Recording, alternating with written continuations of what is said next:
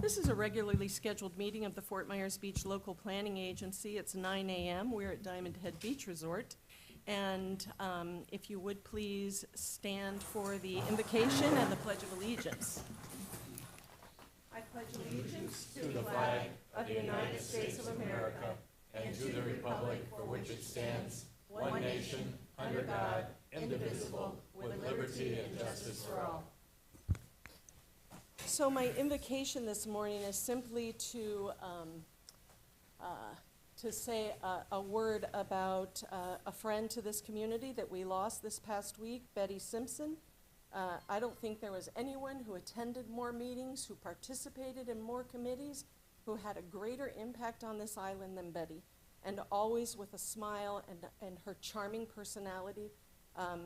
You know, everybody said, oh, she was such a nice woman. Well, she was a force to be reckoned with. And those of us who knew her, people are laughing, so you evidently knew her. Betty was a marvelous and extraordinary woman, and she will certainly be missed. Amen. Amen.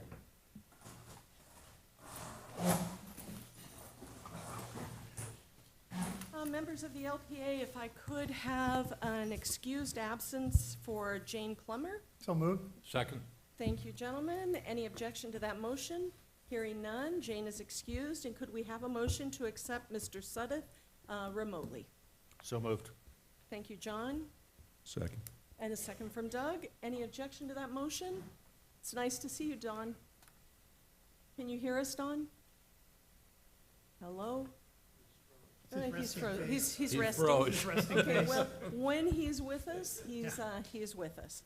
The next item on the agenda is an approval of the final agenda, but we're waiting for some information. Bless you, Jim. We're waiting for some information on the first public hearing to arrive. So if we could, it was Nancy's suggestion that we move the expedited special exception ordinance to the front of the agenda. I alerted the county about that. Any objection to doing that? None. And if nothing else changes, may I have a motion to approve the final agenda?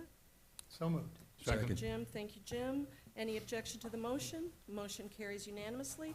Next item is an approval of the minutes for the local planning agency meeting of August 12th, 2025.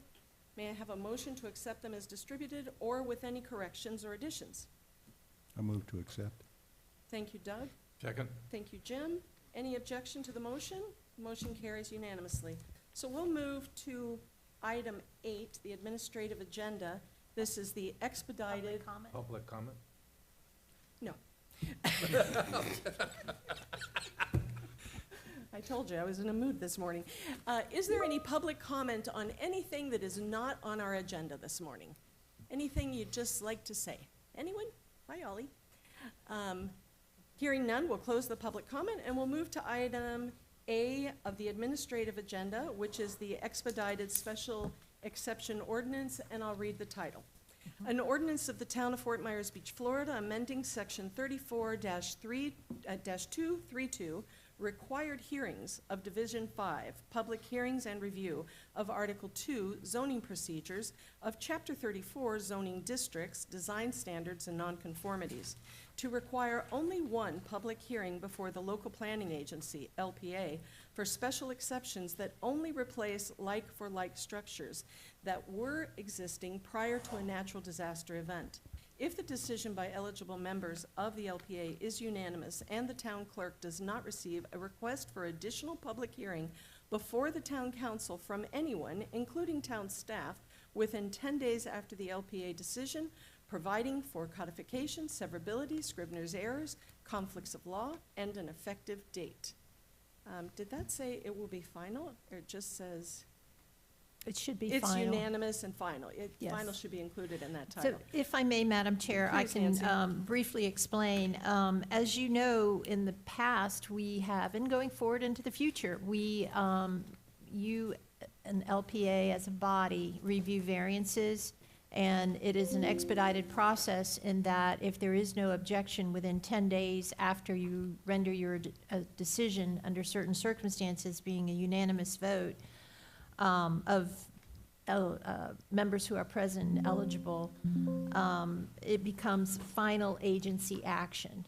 And this ordinance is proposed to expedite some of the reviews of special exceptions in a similar manner.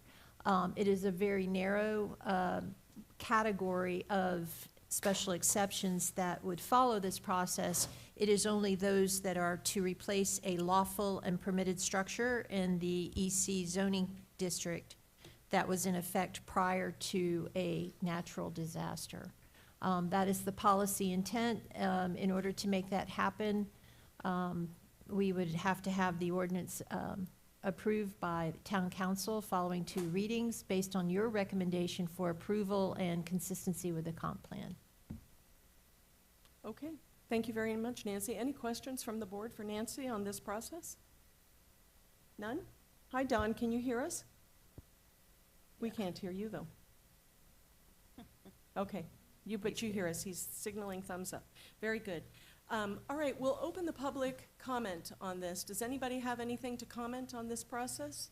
Basically, so this special exception of an existing pre-disaster thing like a tiki hut, for example. We've had a bunch of tiki huts. Would come through the same process as the variances are now.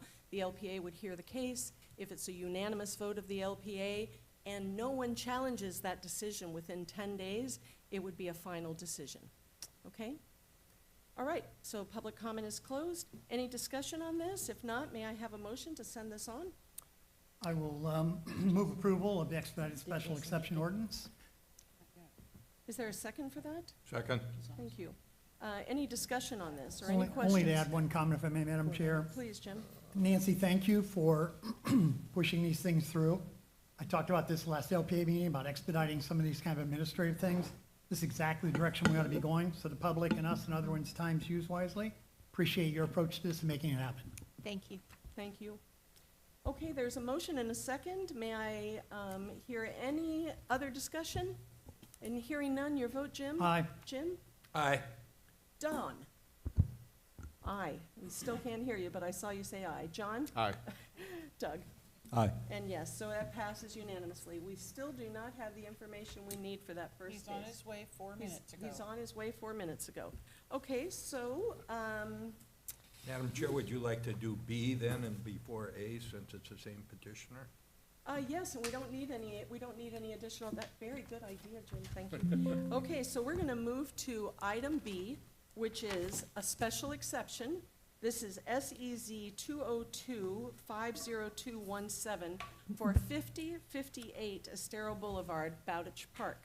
This is a resolution of the Town Council of the Town of Fort Myers Beach, Florida, approving with conditions or denying special exception SEZ 202-250-217 to allow like-for-like replacement of boardwalks, paver deck, sidewalk, decking, and benches in the EC zoning district, seaward of the 1978 CCCL line, for the property located at 5058 Estero Boulevard, commonly referred to as strap number 244623W10080D0400, providing for Scrivener's errors, severability, and an effective date. Madam Chair, may I make a few comments? I wish you would, Nancy. Okay, so this item is a special exception, and also on your agenda today, you have a couple variances. You have a development agreement, and you have a rezoning. These agenda items, they are quasi-judicial matters, and I wanted to go ahead and inform the public regarding these quasi-judicial matters. They are quasi-judicial in nature, and this requires that your public hearings today comply with procedural requirements that have been established in Florida law and in our Land Development Code. Quasi-judicial proceedings are less formal than proceedings before circuit court, but they are more formal than the remainder of your meeting, and they must follow basic standards of due process that require certain notices, the application of the correct standards, and that your decisions be made on competent substantial evidence presented to you either in written form or through oral testimony. Your job today is to evaluate the testimony and the information for each of these agenda items and draw a conclusion regarding whether the criteria in the Land Development Code or state law, as may be applicable, has been satisfied. So pure speculation or mere opinion that is not based on competent facts cannot legally be considered by you in evaluating an agenda item.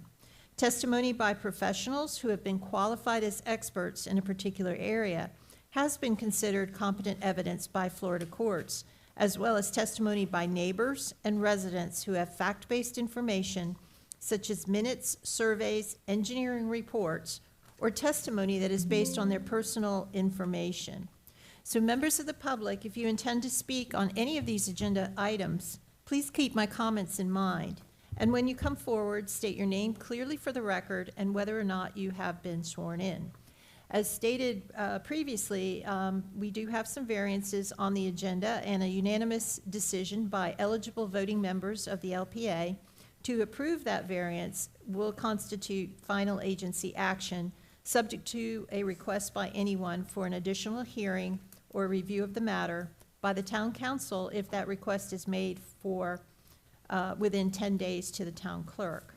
So for purposes of efficiency, we'd like to go ahead and dispose of a few housekeeping items that need to be addressed in these quasi-judicial matters.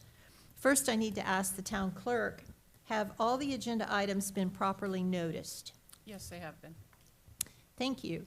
And also, if there's any LPA member that has a conflict of interest that would prohibit them from voting on any of these agenda items, if you could please disclose that at this time so that we can ascertain that we do have a quorum present for the review of that item.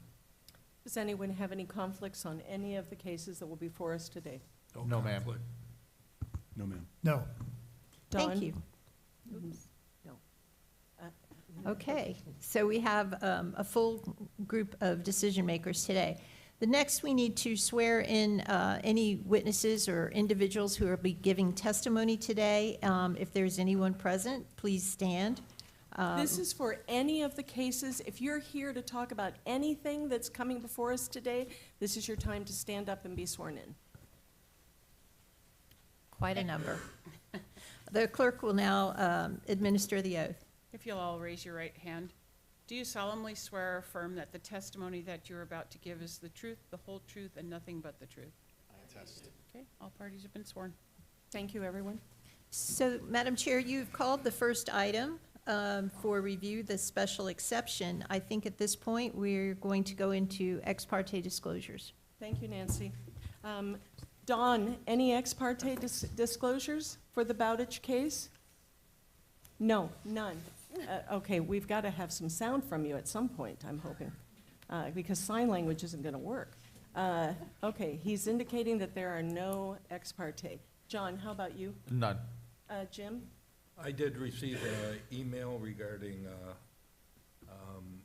the Bowditch Park. so, Yes. That's my only disclosure. Okay. Doug, any ex parte on the Bowditch case? No, ma'am. How about you, Jim? Same as LPA member vote? Yes, same as LPA, as Jim, exactly. We got an email. And that's part of the record. Okay, hearing none, go ahead, Jason. Good morning. My name is Jason Smalley. I'm the senior planner with your Planning and Zoning Department. Before you today, we are going to issue B on the agenda. This is for the Bowditch Park rebuild. The Bowditch Park is listed as 50/58 Estero Boulevard. This is the redevelopment of 7 acres of the total 17-acre Bowditch site. So this is redevelopment of seven acres that were developed prior to the storm. During the storm, or following the storm, the Bowditch structures were damaged. They were taken offline from access by the public. And so now they are coming back after they've gotten their permitting and all their ducks in a row, and they're going to be doing the 2 permits of Bowditch and the pier. But today, what they're requesting, first of all, is the redevelopment of approximately 179 feet of boardwalk, approximately 1,600 square feet of pavers and paver decks, approximately 1,370 square feet of sidewalk, 75 feet of boardwalk decking, and beach access. Also included in here is the understanding that as they redevelop, there may need to be some minor changes that are made to accommodate current regulations, including ADA regulations. So we just want to leave that option open to them, but for the most part, what they're providing today is the opportunity to rebuild one for one what was damaged before the storm. The applicant is here today. They have quite a few people that are ready to speak, and I am here for any questions or concerns that you may have. I apologize, one step back. Staff is recommending that this does meet the comprehensive plan and that we will be recommending approval with conditions. One of the conditions that you see in your staff report is going to be removed if this moves forward to town council, and that is the boilerplate about no construction during turtle season. The county, in conjunction with the town's environmental manager, is going to be managing a potential waiver from the state to allow them to develop, ensuring that they are doing daily monitoring and all of the requirements that will be mandated by the state to be able to work through turtle season. So you will be able to see that in the updated version of the staff report, along with some backup documentation that was not made into the agenda, but you will see that upon town council. They are here to answer any questions that you may have about that. Is there anything that staff can answer for you right now? Thank you, Jason. Questions, Jim? Just to follow up on that, Jason, because obviously this got a lot of discussion in the airtime. If the state says, yes, that's final action, we will agree with the state if they waive that requirement. So if they get a waiver for that, they may proceed regardless of what our local code says. But what they're asking today is to just clear the boards of that language from the conditions of approval in expectation that they'll receive the carve-out. Okay, thank you for putting that on the record. Anybody else have questions for Jason? Jason, just one step further on what Jim was saying. So would it be appropriate for us to remove that condition? Absolutely. motion? Staff would recommend that printed condition in the staff report and ordinance be removed. Thank you. Thank you very much. Okay. Does the county have anything to say on this? This is your turn to make your presentation. If you have anything to say, if you don't, just say hello. Good morning. Hello and good morning. My name is Ehab Gerges. I'm the Construction Management Director for Lee County. We appreciate your time today and working with us through this process to rebuild Bowditch. And as staff mentioned, we gonna be monitor every day the construction and follow your rules and the FDP rules. We will be very careful, not interrupting any turtles or any wildlife in this area. So we'll be working close from your staff. Great. And Well, thank we you. have to thank you for the effort that you're putting forward to rehab both Bowditch and the pier. They're two very important parts of our community, and we're extraordinarily grateful that you're here today and that this is moving forward. Thank you. So thank you. Any questions for the gentleman? Just one quick one. After you get approval from council, how quickly can you get this done? So with your approval today, we have a few permits in the motion now. One of them is FDEP, but we are planning to have this project out for bid. So while we are waiting on the permits, we are having a contractor, so we are saving time here. Our plan, by the time we put this out for bid and get a contractor and go to our county commissioners for approval around December, we planning to issue notice to proceed around January, end of January, beginning of February. And what's the time length? What do you think, how long do you think the duration of the construction will be? Just a guess, because we know you can't be precise. Exactly. We have to get the contractor and see how they are prepared to get that done. But my expectation, since it's a repair, it shouldn't be more than 8 months. Wonderful. So hopefully around this time of the year, we have our park back on for service. And Yeah. Commissioner, I assume this is favorably disposed on the rest of your partners on the commission for approval? So, if you would, So good morning, David Mullica, County Commissioner. Pleased to be here with you today for my first meeting with it's you really all. nice to have you here. So it's an exciting day for Lee County, and I wanted to first thank you for your the first two motions you've made have been to expedite processes and streamline procedures, and that's something that's near and dear to my heart and everything that we're doing here at Lee County. My team and I have done everything we can do to expedite these projects, and anything we can do to save a month or save $1 on these projects to get reopened again is something that's important to all of us, and I'm excited to have your approval and support for our projects today. Thank you. Thank you, Commissioner. Did you, excuse me, I'm sorry. Any questions? did you receive an email they had from your neighbors at Pink Shell Vacation Villas that raised a couple of questions? And could you address those? So I don't recall personally seeing an email from them. As you know, we get thousands of emails Yeah. a week, and if I overlooked something, I can circle back and follow up with you. Did any of the staff But members, did you receive that email? I can't speak to that particular item. It doesn't look like Personally. anybody. Okay, okay. Well, they had questions about the fence, maintenance road access, dumpsters, parking and emergency cleanup practices. There were I'm- quite a few issues raised, Commissioner, Okay. and perhaps we can get that to you and your team, so you'll be So we prepared can for that. direct staff to get with Exactly. them and answer That those would be questions for wonderful. them. That We would be always want wonderful. to be good neighbors and make sure that we're communicating properly, so thank you for that opportunity. Thank you. Any other questions? John, anything? No, thank you. Thank you. Anything from anyone? Okay, thank you again. very much, Commissioner. Thank you.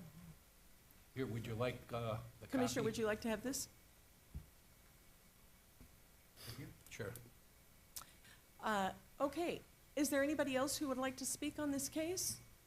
Okay, so I'll open it to public comment. Does anybody have a comment on this? Anybody by chance here from that neighborhood? No. Okay, we'll close the public comment. Questions? Dawn, I see your lips moving, but I don't hear anything. Are you saying something? No, you're not. Okay. Oh, this isn't good. Call me. I'm just going to ask a procedural question. If we can't hear Don, can he continue in this? Can you- We're going to try to get him on the telephone as wonderful. well. Very good, thank you so much. Any comments or further questions, follow-up for this case? If there are none, may I have a motion, please, to approve this? I'll make a motion to approve. Thank you. The, with the, let's see. Make a motion conditions? to approve with, with the conditions stated by staff, except remove condition 3, which is no construction during turtle season, given the assurances that the daily monitoring of the construction site. Very good. So there's a motion to approve with the conditions, removing condition number 3. Is there any other conversation on this? Is there a second for the motion? Okay. I'll there's a s- second it. There's a second from John. Any further discussion? Hearing none, your vote. Doug? Aye. John? Aye. Jim? Aye. Dawn? Dawn, give me a thumbs up, Big thumbs okay? up, that's good. Jim? Aye. And I, the motion passes unanimously. Thank you, and thank you, gentlemen. So we'll move on now to the first case, but let me ask you folks that didn't have a chance to read this, would you like to read it? Or it seems to me that Jason's comment on the first case about the turtles and DEP kind of removes any necessity for this. Would you agree with that, Nancy? We need to go through the entire Oh, item. no, I know, but I was gonna give a break so that John and Jim could read this if they wanted to. Okay, or it could be covered during the, It could be. Okay, so Uh, we'll just, Madam Madam Chair, Chair, she before has we a start this question. one, Yep. Don Suddeth has emailed me and said he does have a conflict with Island Winds, as he owns a condo there. okay, So I've forwarded him That's- the Form 8 to fill in and return to me, so. and are we That's- going to get sound from him? I'm sent him my phone Okay. number. Very good. that So- is item C on your agenda. Yes, so we'll move on with item A, which is the pier. This is SEZ 202-50208, the fishing pier at County Right-of-Way at Old San Carlos Boulevard. A resolution of the Town of Fort Myers Beach, Florida, approving with conditions or denying special exception SEZ 202-50208 to allow reconstruction of the pier with elevated walkways, lighting in the EC zoning district seaward of 1978 CCCL line for the property located at county right-of-way as legally recorded in Plat Book 9, page 9, extension of Old San Carlos Boulevard, in public record of Lee County, Florida, providing for Scrivener's errors, severability, and an effective date. Is there anyone who has ex parte on this? Dawn, thumbs up or thumbs down? None? Okay, how about you, John? Done. Jim? None. Doug? No, ma'am, none. Jim? None. Other than this has been the topic of conversation for the last 3 years, general conversation about how much we hope to see this, I have none as well. Okay, Jason. Good morning. Again, my name is Jason Smalley, Senior Planner with the Planning and Zoning Department. Before you today, in Case A, is the Times Square Pier replacement.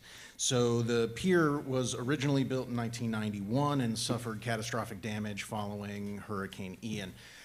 The request before you today is for the rebuild of a generally similar but larger pier than what existed prior.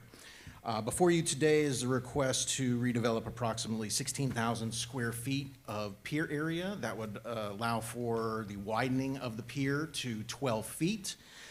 That would also accommodate 3 proposed shade structures, including one at the terminal platform at the end of the 1,000-foot pier.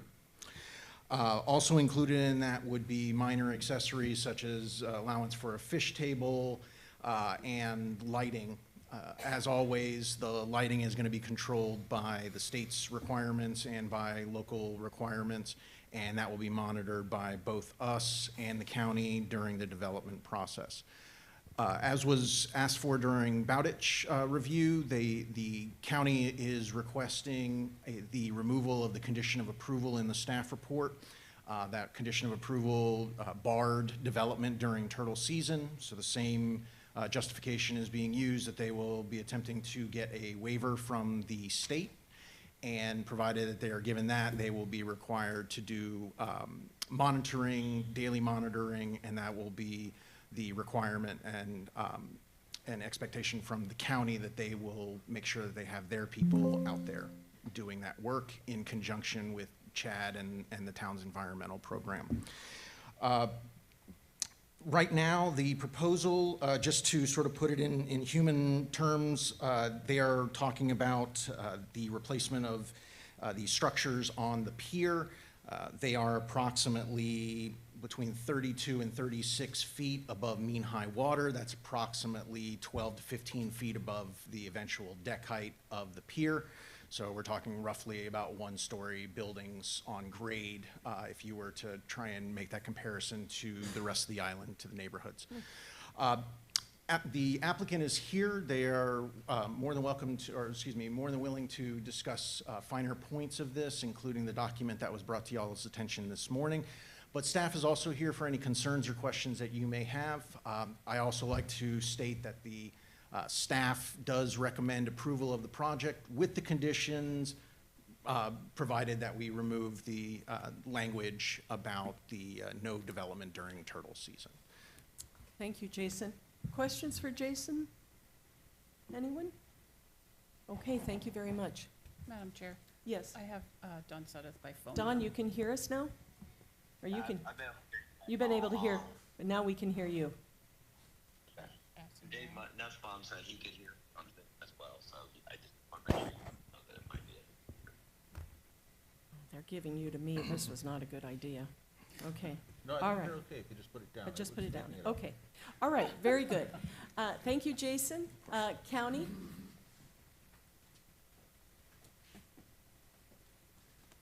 Good morning, Ehab Gerges Construction Management, Lee County. Again, thank you for your help today.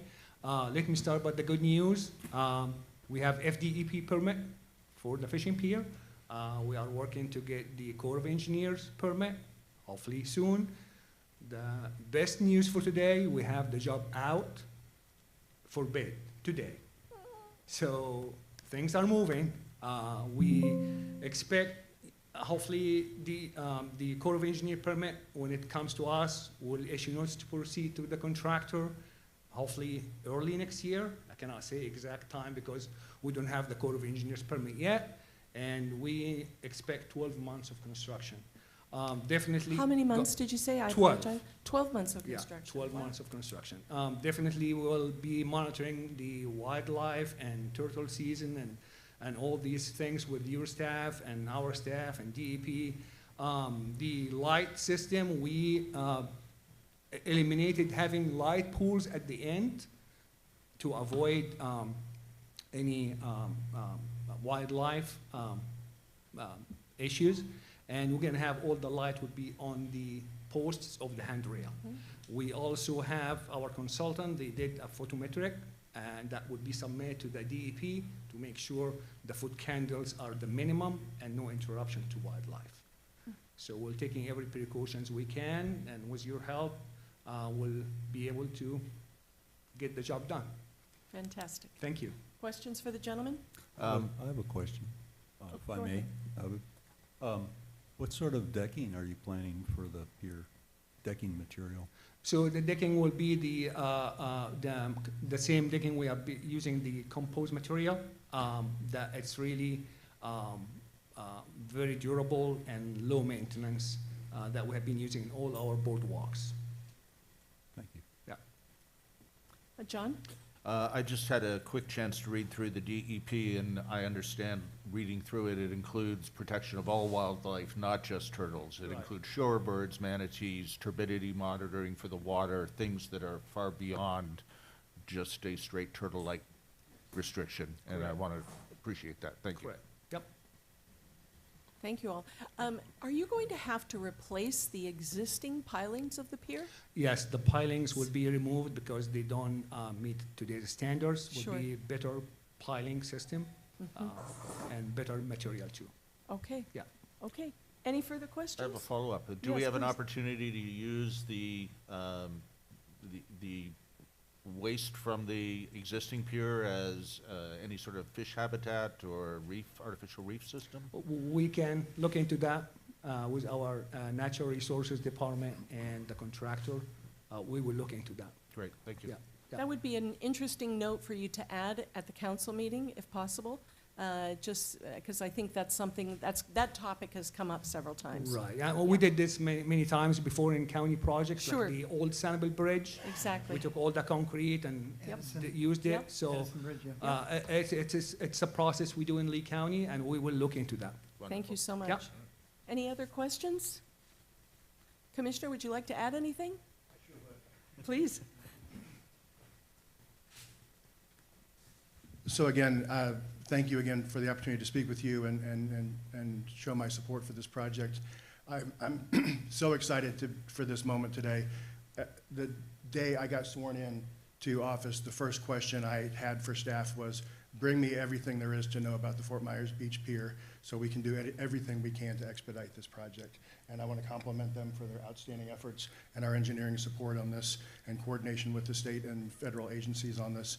And I'm just pleased to be part of this. But with those efforts, month by month, call by call, the original schedule was going to be August of '28, I think we started off.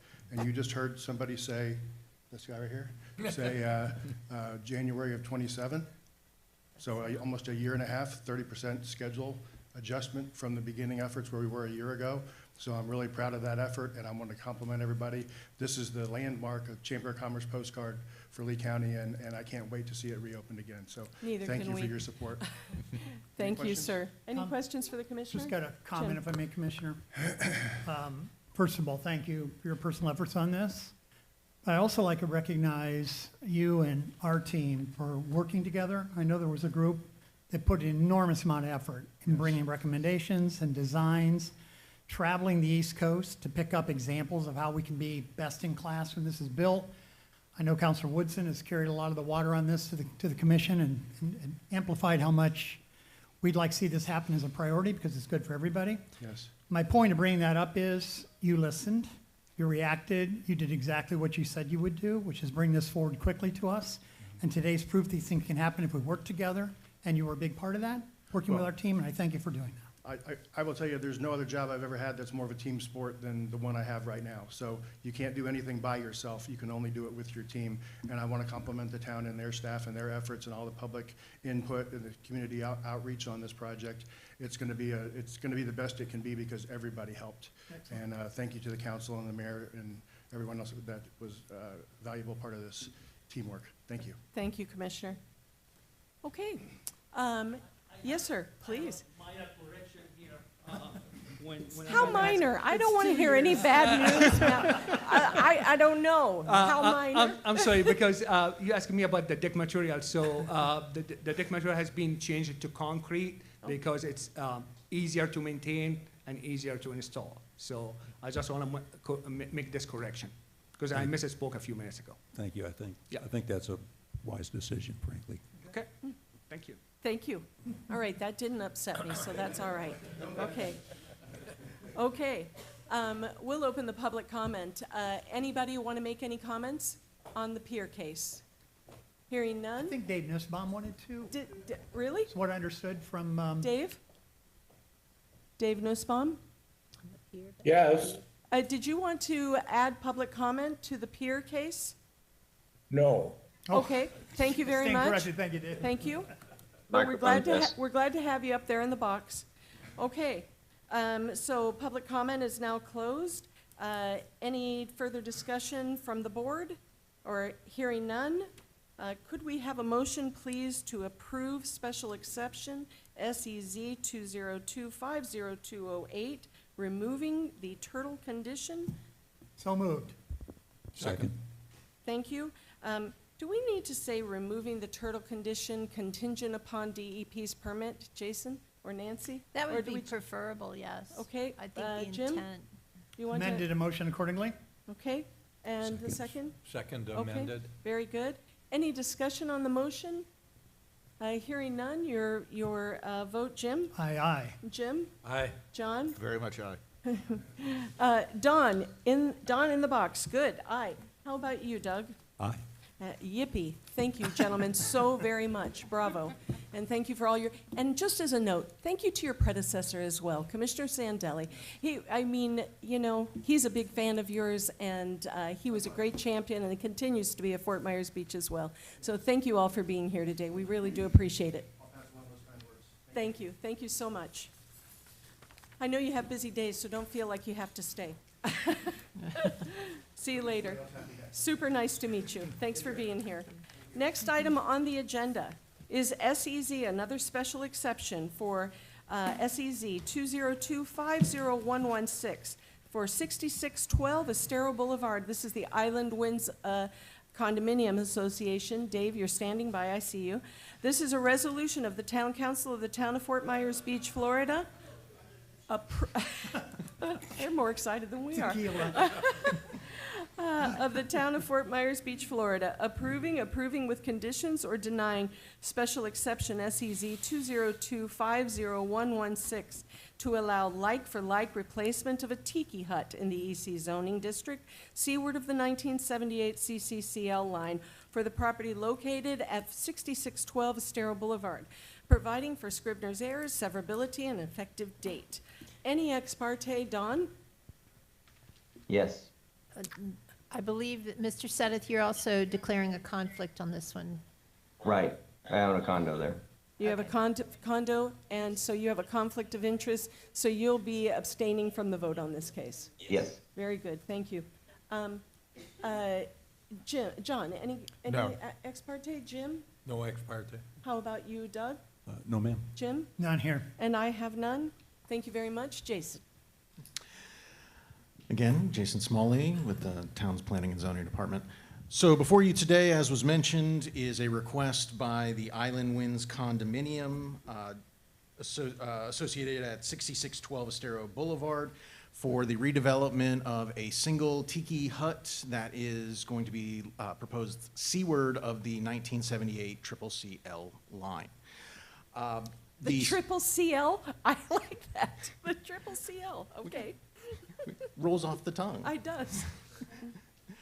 So staff was able to track back through LPA aerials that the structure did exist prior to the storm. Unfortunately, like much of the development that happened way back in the mists of time, the actual permit for the structure could not be obtained by staff. but staff can confirm, going back to at least 1998, that that structures did exist out there. That's as far back as LPA will allow us to go. Before you, their request is 320 square feet. That's a 16 by 20 proposed tiki hut. The tiki hut is generally proposed at the northwest portion of the EC area, and it is being located as close to the property line or the 1978 CCCL line as is required by our special exception code. The applicant is here. Staff has been working with Mr. Nussbaum on multiple projects, including this one, for the past 3 years, so we are well acquainted with the lot. If you have any questions for us, staff is recommending approval with the standard conditions found in the staff report. And I'm here for any questions or concerns that you may have for staff. Thank you very much, Jason. Questions for Jason? Hearing none, we'll move on to the applicant, Mr. Nussbaum. You are our applicant? Yes, Dave? I am. Hi, Dave. Nice to see you. Nice to see you too, although I'm via Zoom, so I haven't been able to see anyone. But I'd like to thank everyone for allowing me to participate via Zoom. So with that, Madam Chair, I will start out. Madam Chair, LPA committee members and staff, good morning. My name is David Nussbaum, and I am president of Island Winds Condominium Association, located at 6610 Estero Boulevard. I'm accompanied today by Tim Ryan, our property manager, and Melissa Boyer, our rental manager. We are here today to ask for a special exception for the rebuilding of our like-for-like tiki hut, which was destroyed by Hurricane Ian. Just a very brief history, Island Winds consists of two 13-story buildings. Our construction began in 1972 and was completed in 1974. We believe we are one of the oldest continuing condominiums on the south end of Fort Myers Beach. We constructed a tiki hut at the edge of our landscaping wall, and like the town, I can't find the record that it went down, but it's been over a decade. For over a decade, our beloved tiki hut has been a major thread in the fabric of our community. Sadly, it was destroyed by Hurricane Ian. During the past 3 years, we have labored to overcome bad faith insurance carriers, less than honorable contractors, supply chain shortages, and inflationary costs while trying to rebuild our home. I'm very happy to say we are almost done. During that time, the three most asked questions I received from our 99 owners were, are the elevators working yet? Is the pool open? And can we rebuild our tiki hut? That last question is the reason we are here today. Our beloved tiki hut during the week offers a shady spot to place a beach chair and read a book, or just watch the happenings on the beach. Weather permitting, families and friends will gather for an outdoor picnic lunch. Every Thursday, residents, guests, and beachgoers gather for a social hour, exchanging snacks and ideas and watching the glorious sunset on our beach. Some bring conch shells to blow at sunset. And we end with singing God Bless America. It is a tradition at Island Winds. It is used almost every day. We hired Terrell & Hall, a coastal engineering firm, to assist us in obtaining an FDEP field permit necessary for us to rebuild. It was issued this year. We secured the opinion of a wildlife specialist, stating the rebuild would not impact future sea turtle nesting. We obtained an opinion letter from another coastal engineering firm that our section of the beach is accretional. The opposite of an erosional beach, we gain beach depth every year, even after the storms of last year. Today, The proposed tiki hut location is approximately 300 yards to the mean high water mark, a length of 3 football fields. We sought out those professionals to support our claim the rebuild would not impact the existing environment on the beach. In asking for this special exception, I would like to point out that Island Winds Condominium has been and remains a steward of our island. This is our home. In 2019, we were one of the first to become a total Turtle Light compliant property. We received a MRF award for the project. We installed a massive stormwater runoff system beneath our parking lot. It filters dirty water and cleaner runoff goes directly into the back bay. Parking stalls were sacrificed to install green space islands in the parking lot. We now have over 40 trees in our complex. We completed a 10-year project installing 0.3 tinted glass on all of our windows and doors in both buildings, fully 15% darker than the state mandated 0.45 tint. We have maintained our beach, our backyard, for over 50 years, ensuring it is safe, clean, and manicured at no cost to the town. It has been home to sand sculpting, volleyball, bocce and kite tournaments, and even an occasional pickup football game. It is ready every day for everyone's recreation, and we are proud to share our backyard with the world. I say all this only to point out that stewardship is not just a word for us. It's a major deciding factor on every project we initiate. We would not ask for something we feel is unreasonable, harmful to the environment or the animals we share it with. It's their home too. So with all that, I would close. The staff has recommended approval, and I hope I've answered any concerns you may have had. I also hope you follow staff recommendation and grant the special exception and allow us to rebuild. Thank you for allowing time for me to speak via Zoom. Myself or Tim Ryan can answer any questions. Thank you very much, Dave. Any questions for Mr. Nussbaum? None? Folks, do you have anything you need to add to Dave's presentation? So, my name's Tim Ryan, property manager at Island Winds Condo in Bath. A couple of conditions were put on the project. One was that there would be no permanent lighting and no additional plumbing in the tiki hut. That is exactly what we were planning. This is going to be built by a member of the Seminole tribe, set just a foot away from the 1978 coastal construction line, as close to it as we can get it.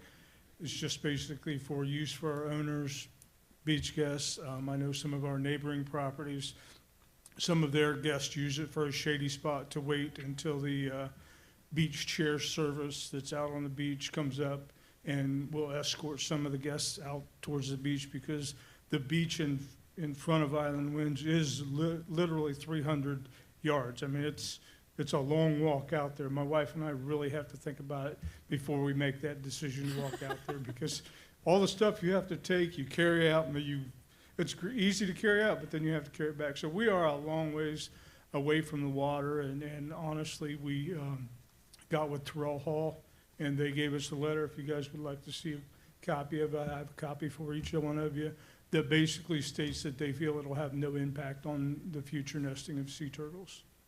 Thank you very much, Mr. Ryan. Any questions for the gentleman? Just a quick comment. I'm a neighbor across the street. Congratulations on how well you take care of that property as a property manager. I've never seen anything in any category in Island Winds that isn't taken care of right away, so job well done while you're up there. Thank you very much. Thank you. Thank you very much. Okay, thank you very much. Jason, did you want to add something? I wanted to apologize real quick. I was looking at a different staff report there. Mr. Nussbaum is correct. For Island Winds, staff was able to corroborate the structure being there as of 2012, not 1998. So I apologize for that incorrect piece of information. No problem at all. Thank you, Jason. We'll open up the public comment. Anybody here who'd like to say something? Yes, sir.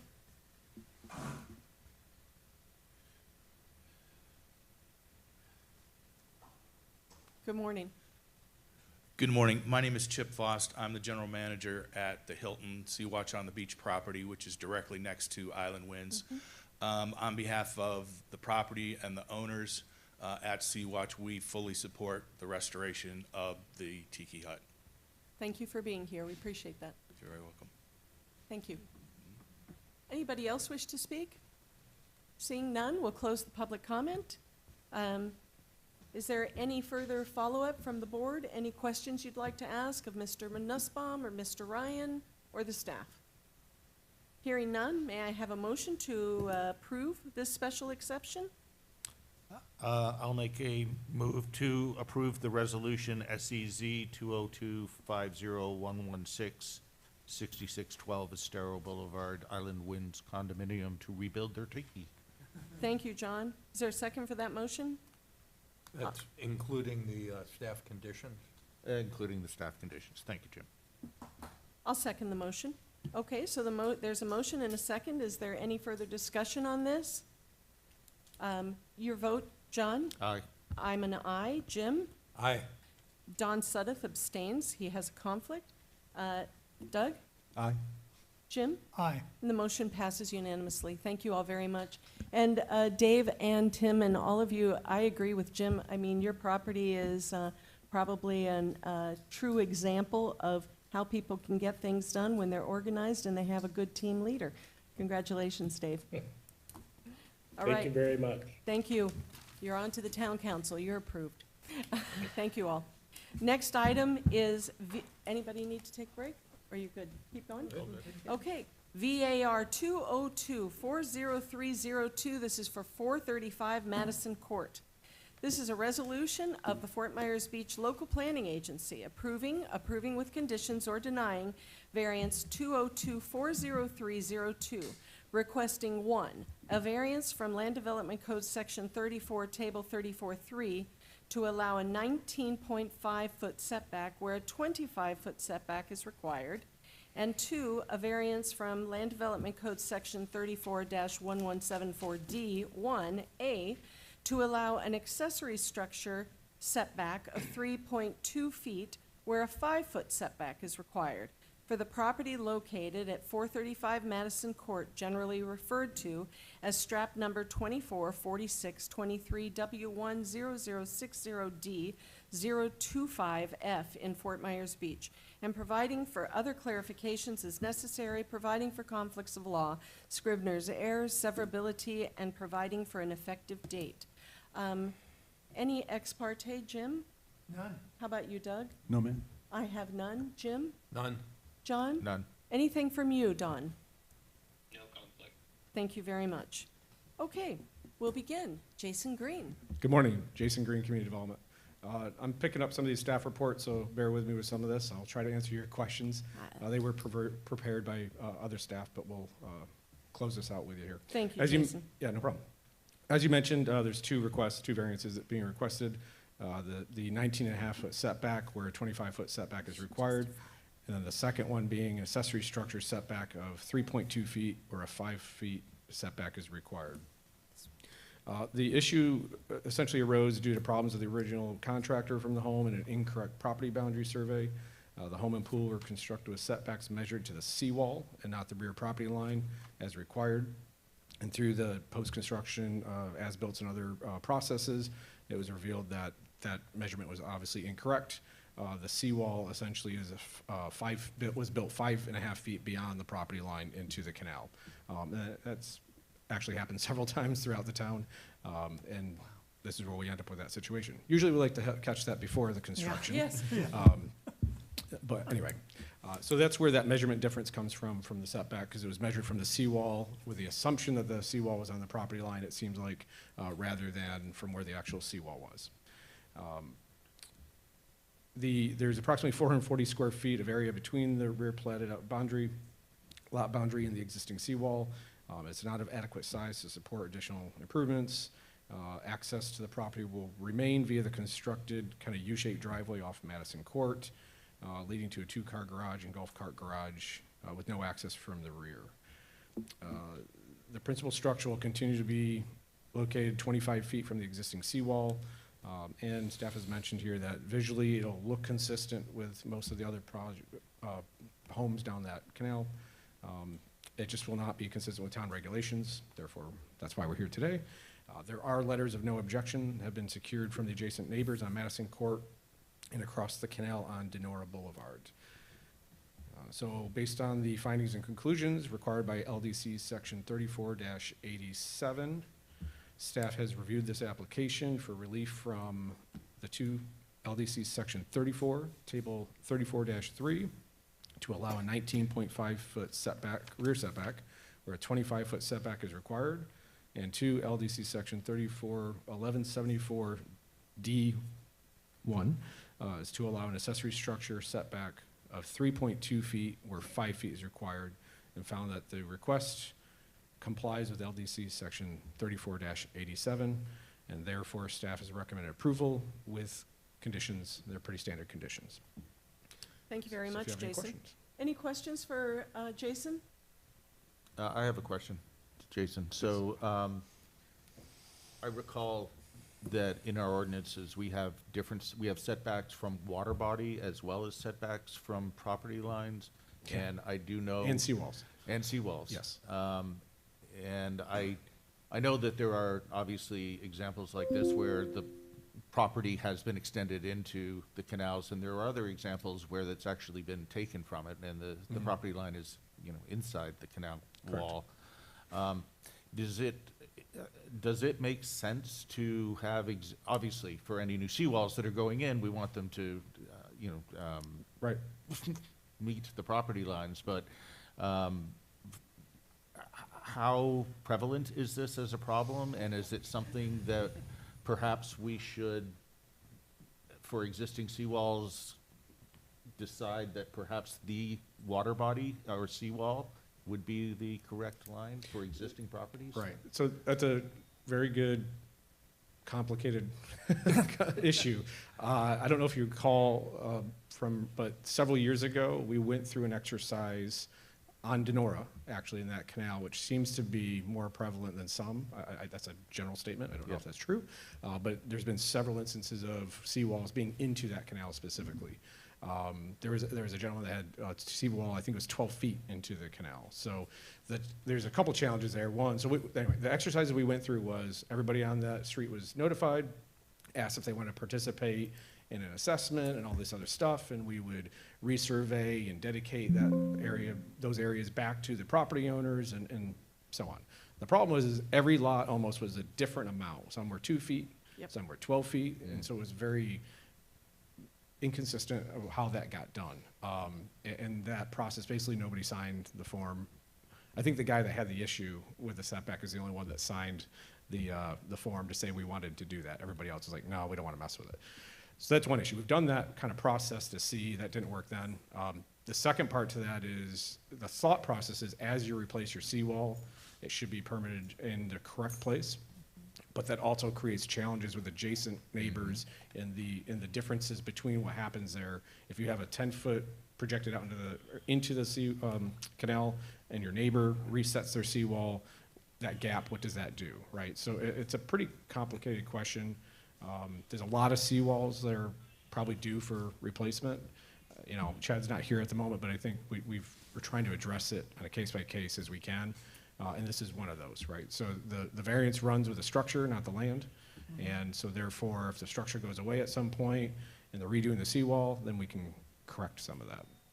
So there's a global way to address this, and it's a very complicated way, and it would take a long time. It was a nightmare. Yeah, I mean, I could just see your canal if you had to rebuild a seawall 12 feet in and it doesn't match all your neighbors, that's just gonna mess up trying to dock and everything else. It's not Right. But however, just for the public record, those canals are platted right away that the town owns and essentially, right? So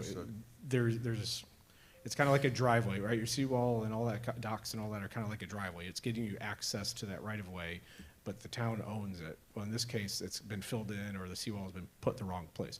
There's probably equally as number as seawalls that are inside a property line. No, I understand. That's Right, one of the the other- reasons the I other brought way, it up, yeah. because it actually inhibits the owner from building to what might be the natural Yes. place that you would want to put a pool, Correct. for example. And in that case, usually they can get permitting to extend the seawall out to their property line and do some fill. There's some hoops they have to jump through, but there's more likelihood of being able to do that. The recovery is the challenging part because it's already there, right? Right. That is there. It also affects measuring of docks. And because right now your code is written based on percentage of the canal. Yep. And there's probably been errors over the years where is it 25% of seawall to seawall? Or is it platted line to platted line? Or is it, right? So there's different, depending on who was doing what permitting and what contractor and all that. So we've pretty standardized, I think, and got that down, that we're trying to do line to line. At least in my opinion, if you have 5 feet encroachment into that canal, then that's part of your 25%, so that we're not getting into the middle of the canal, because the travelway is the most important part to protect on that. Sure. So that'll actually be one of the questions that comes up with land development code rewrite that comes before you guys is there another way to measure this, or do we leave it as is and just address the problems that we have and fix those, or do we change the way we measure the docks and that sort of thing too? So for right now, we've left it, measure it the way it is, and try to address it site by site. Okay. Thank you for your explanation. I'm Very sorry that's not a holistic solve Any- the problem, but. Any, you attempted that once. Yes. Any other questions for Jason on the 435 Madison Court case? Thank you, Jason. Is the applicant here? Good morning. Oh, it's nice to see you, Tina. Good morning. For the record, Tina Ekblad. I am an AICP certified planner. However, today I am here in my family capacity with Bobby Intel, and I believe Joe Intel is watching on your YouTube page. We are in agreement with the staff report and everything that Mr. Green just said. I do want to note that the house, pool, and boat dock are constructed. I'm happy to answer any questions that you may have, and we would just that. we would appreciate your recommendation of approval. We are awaiting certificate of occupancy. Thanks, Tina, Thank very you. much. Any questions for Ms. Ekblad? No questions. Thank you very much. We'll open the public comment. Is there any comment on 435 Madison Court? Seeing none? Oh, yes, Barbara. Good morning, Madam Chair and LPA. Good Barbara morning, Hill, Barbara. the record. This was the first I've learned of this variation request. And I live on Madison Court, and I just wondered why I didn't know this before this morning. Obviously, it's a fait accompli. The house is already constructed. So I am not even sure which house this is, but I'm assuming that it has to do with the complication of the seawall setback and the property that has been questioned when the Turners were having to redo their seawall as well. If I'm not mistaken, I think there was to be a ruling, to Jim's point about, can there be a blanket policy with all of us who are canal front owners that need to have their seawalls either repaired or replaced, that there would be an opportunity for us to not have to deal with these variances, but have the town, what was the word that you were going to use? think- Abandon the properties? I think maybe an administrative review for a variance as a de minimis, something like that? Is that where Something you're like going? that. I do recall that there was, because that, obviously the Kathy Turner case with regard to that particular seawall was approved singularly with that particular project, but the idea that this would be a larger decision by council to have this consistent. So that's just my thought. I Thank you, Barbara. have no criticisms except that I wasn't notified. Thank you. Thank you very much. Anyone else? Okay, we'll close the public comment. Any further questions or follow-up from the board? Hearing none, may I have a motion, please? Make a motion to approve variance 202-40302-435 Madison Court. with incorporating the two conditions the staff included. Support. So there's a motion and a second. Is there any discussion on the motion?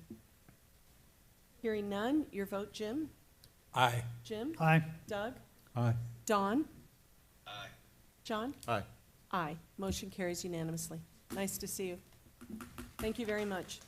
Next. Just a reminder that there was a unanimous decision by eligible voting members, so if there is no request for an additional hearing, this is final agency action.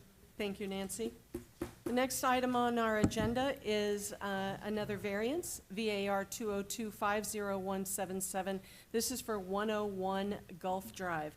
This is a resolution of the Fort Myers Beach Local Planning Agency approving with conditions, or denying variance 202-50177, requesting a variance from Land Development Code Section 34, Table 34-3, to allow a 10-foot setback where a 20-foot setback is required for a new single-family house at the property located at 101 Gulf Drive, generally referred to as strap number 3346 24 W30040G 008A in Fort Myers Beach, providing for other clarifications as necessary, providing for conflicts of law, Scrivener's errors, severability, and providing for an effective date. Jason. Oh, no. Ex parte. Doug, any? Doug? Ex parte? No, no, ma'am. Jim? Done. How about you, Jim? No. John? No. Don? No. Okay, thank you very much. I have none as well. Jason? Thank you, Jason Green, Community Development. The property owners are requesting a variance, as you mentioned, to allow a 10-foot rear setback where a 20-foot rear setback is 20-foot setback is required in order to build a new home in a similar footprint to the previous house. And also in 2021, the property owners granted a variance, Resolution 21-39, to permit a swimming pool forward of the primary structure along Estero Boulevard. The pool was never constructed, and the home has been destroyed from Hurricane Ian, unfortunately, shortly after that variance was granted. Due to the location of the parcel along Estero Boulevard, the homeowners desire to utilize the previously granted variance for the pool, the placement of the pool, and then for that front setback.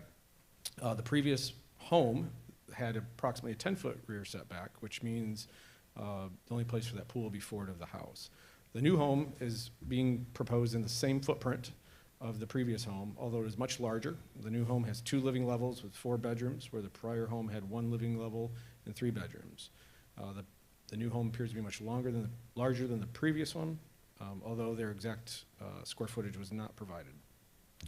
Based on findings and conclusions required under LDC Section 34-87, staff has reviewed this application, variance 2025-0177, for relief from LDC Section 34, Table 34-3, to allow a 10-foot rear setback where a 20-foot setback is required, and found that the request does not comply with Section LDC Section 34-87 as requested,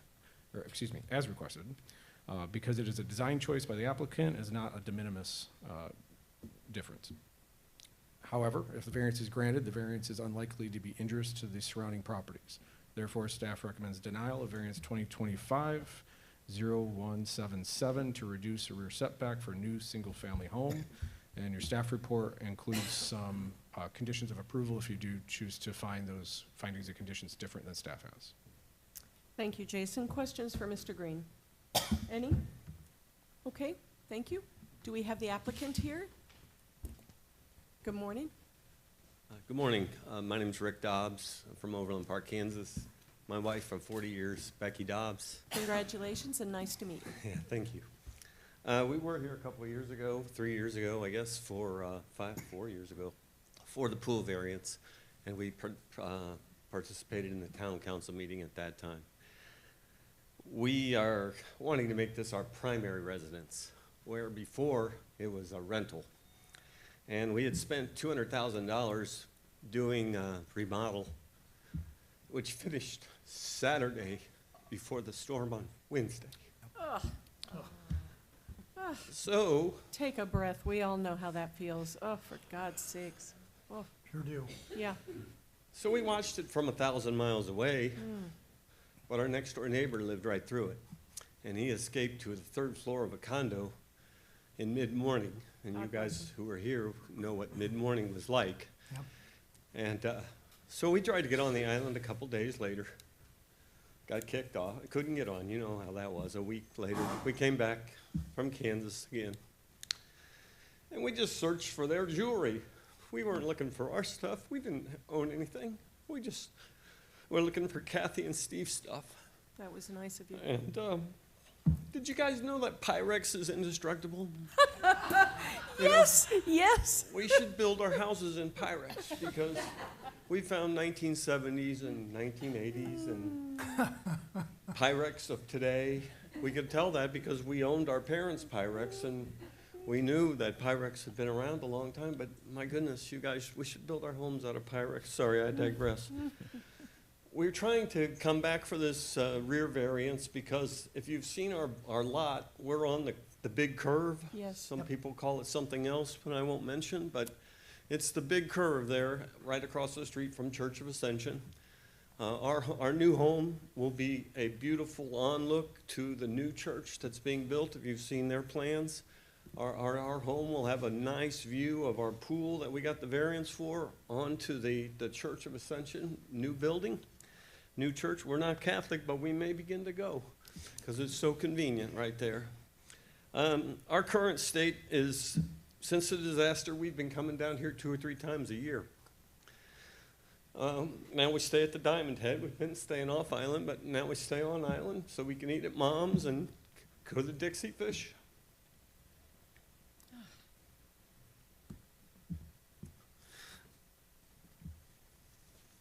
You take as much time as you want, because we all understand.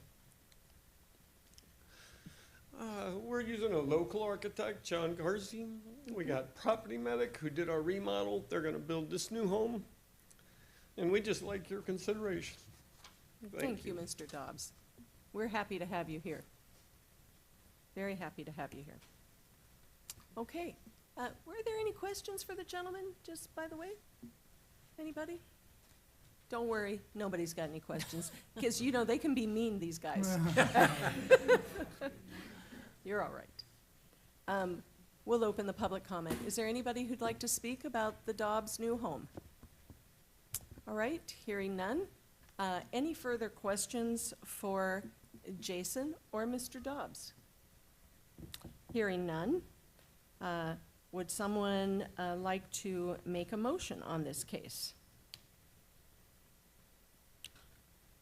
I'll make a motion to approve variance 202-50177-101 Gulf Drive. Is there a second for that motion? Second. Thank you, Jim and Jim. Is there any Jason, did you want to add something? Is that with conditions? With recommended conditions? Staff report includes a couple of Including conditions. staff condition. Yep, thank you. Second, Justin.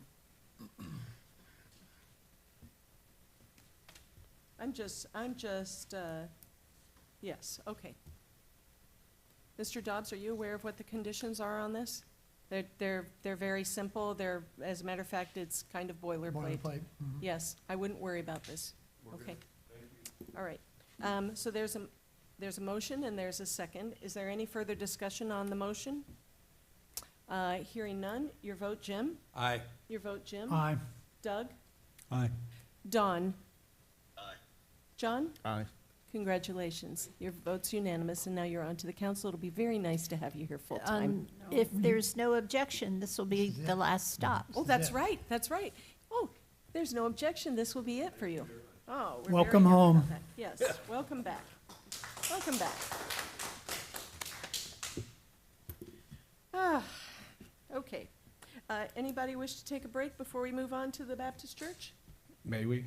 Yes. May we take a We 5-minute may recess? take, if you we're need? going to take a 10-minute recess. Yes, ma'am. We'll be back in 10 minutes. Thank you. Thank you. 10 minutes.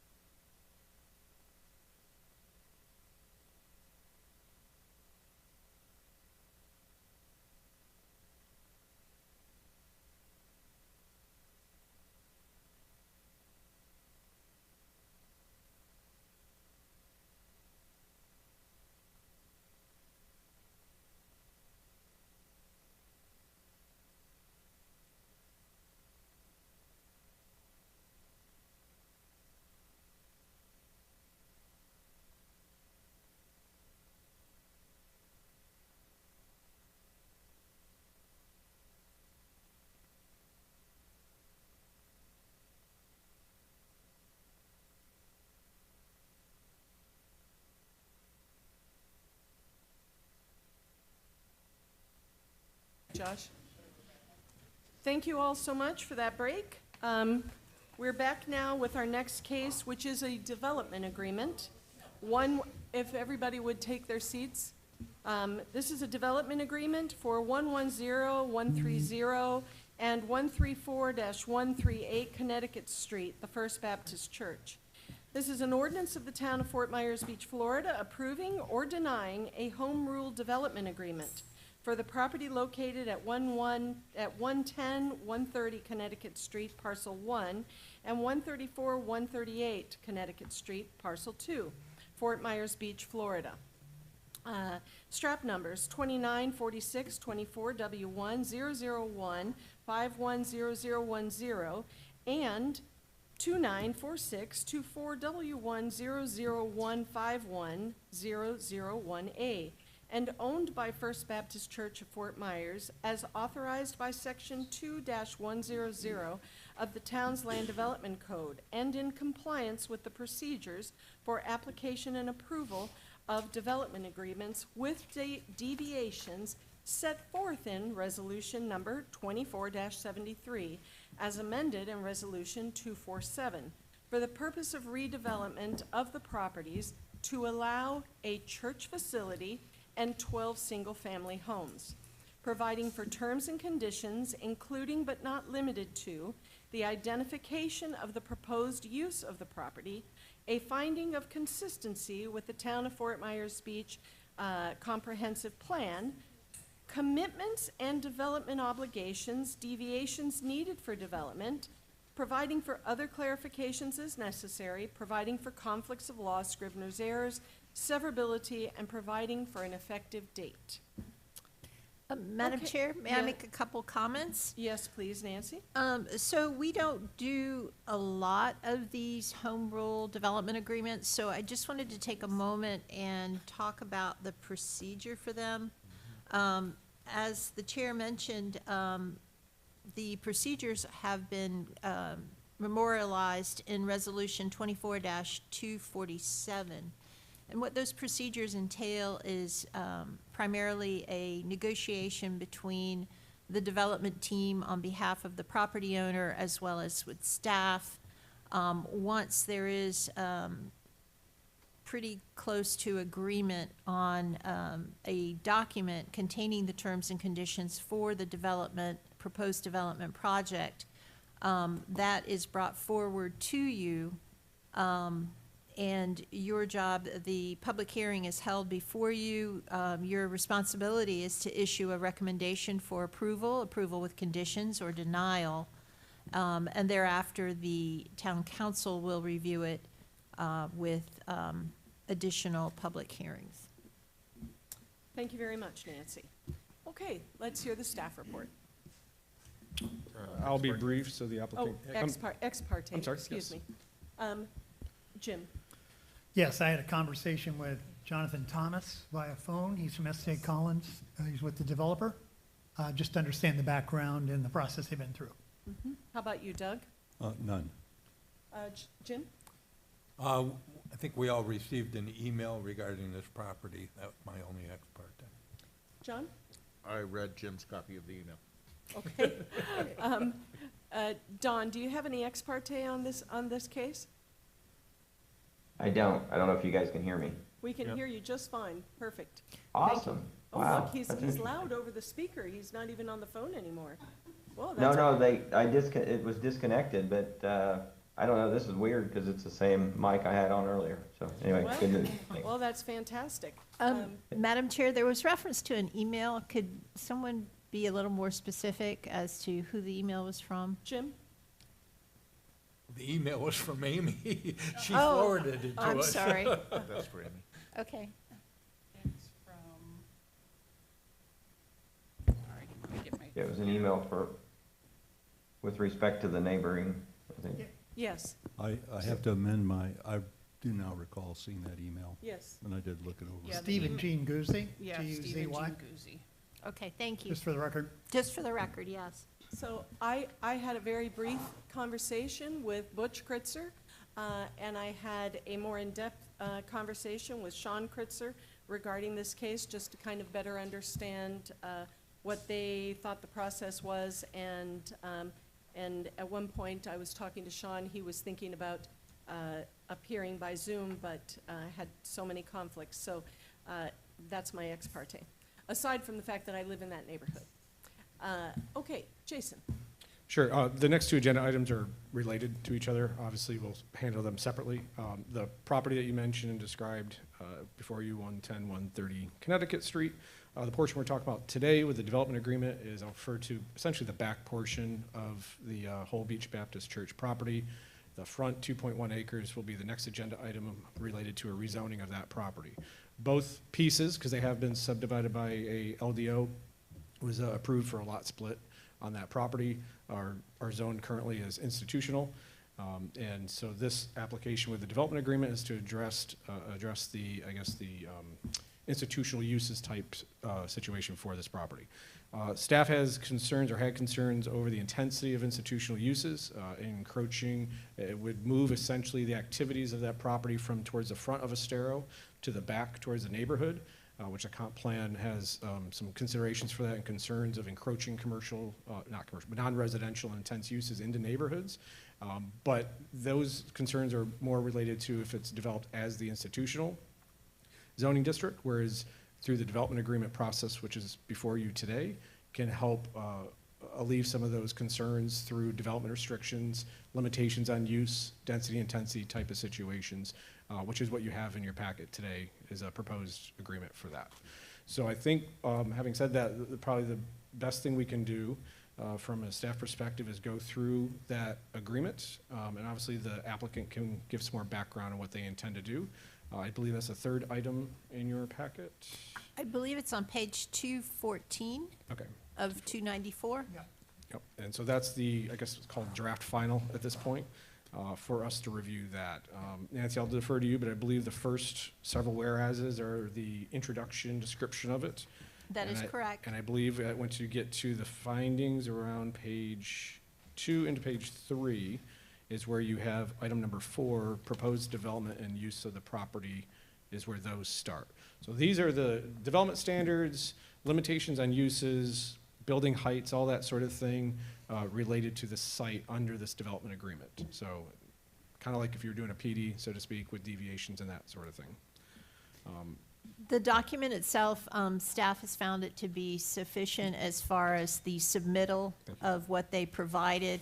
And the resolution that I referenced previously requires that certain paragraphs and topics be addressed at a minimum. And this proposed draft does satisfy that. So it would be correct today to go ahead and go through those for your review and consideration. And again, the requirements, as Nancy mentioned, of the DA development agreement process is to be found consistent and compliant with the comprehensive plan. And this is the method by which to do that. There would be, again, there'd be concerns without this of just the institutional, what would that do? But this through site plan and development regulations can alleviate those fears. So I don't know if you want to just go through paragraph by paragraph, but we can start with primary use of parcel 1 will be 12 single-family homes. Other permitted uses will be limited to uses permitted in the residential conservation, the RC zoning district, and normal accessory uses unless otherwise explicitly approved at a public hearing, excuse me. Okay, Jason, can you stop right there? Yes. So, you know, the room is filled with people who live in this neighborhood. Yep. And I'm going to make an assumption, because I haven't talked to any of them, that their concerns might mirror mine, which appears to be a conflict between 12 single-family homes and then all the other uses that are included in the RC zoning district. For example, bed and breakfast, or what's the other one that's like a care center? So, you know, one of my gripes about a development agreement is a lack of specificity that we get in a plan development where everything is itemized. And so, speaking to Nancy beforehand, I find number 1 and number 2 in conflict with each other. Is it 12 single-family homes, or is it RC zoning? Which, I know 12 single-family homes can be developed within the RC zoning, but the RC zoning as an open category is, to me, not agreeable, not Okay. something that I personally would like to see. And so I'd just like your comment on that, or if anybody else has that same concern. Well, I understand what you're saying. I think I would defer to Nancy, but I believe the process, this development agreement process, allows you to get as specific as needed. So I understand your point, the difference between the PD and then generally grabbing a zoning district. Well, this has as been a all learning uses. curve for us. Sure. And I think the presentation of a development agreement it insinuates that there's a contract, that you're entering into a contract. And so my questions earlier to Nancy were, to what extent are we able to modify this contract? And from what I understand, correct me if I'm wrong, Nancy, is much like plan development or anything else, if there is a concern, we raise it, discuss it, and amend it as Sure. necessary with a referral onto the council with those recommendations. Do you agree with that? I understand what you're saying, yes. Okay. I would prefer not to characterize it as a contract, although it Well, is that's labeled probably an a bad agreement. word, but It's a you know what I plan. mean. It's a plan. plan for development or redevelopment of this particular parcel. Okay. Oh, well, and that's, I mean, that's a good point. That's, the specificity of this can be worked on. It's going to be different from site to site, I think, essentially. Okay. Does anyone else share my concern about the open RC zoning district for the redevelopment of those lots? I do. That's just one of my concerns. That's just one of I your concur. concerns? Okay, all right. Jason has it memorialized in number 2 as other permitted uses. So we're not only talking about whether we like it or not, it's currently permitted on the property, or under the development agreement will be sanctioned that way. Is that right? Say that again? Your second point says other permitted uses. Permitted meaning approved, allowed, embedded in the zoning as it sits today. No, as RC zoning. That's why I want to hear him say this. Well, maybe. That's what it reads. That's what's implied. I agree. So, do you see what he's saying, Jason? On number 2? Yeah. Yeah, I want to understand what they're Yes, allowed to so- do versus what you're negotiating in addition to what they're allowed to do, so I can properly opine on those edges. Sure. So having not been the one that drafted this, and I think legal can help me on this, but the other obviously referring to a continuation from one being the single-family homes. That's right. And then 2 seems to me to read it's the intent of the accessory uses and such that go with the RC district. And There's, that's why, differ from your concern, my issue is, as it's set up today, these are other legitimately permitted uses. but it does say "and" between those 2. So it says, will be limited to uses permitted in the RC zoning district and normal accessory uses Yeah, unless well, the otherwise and is specified. additive, it's not exclusive of the RC zoning, is the point. They have RC zoning. no, they do not have RC zoning. According to this DO, They, as it reads, if other we permitted change uses. the zoning. Okay. So, right, it's institutional, and it's empowering those uses afforded under the RC.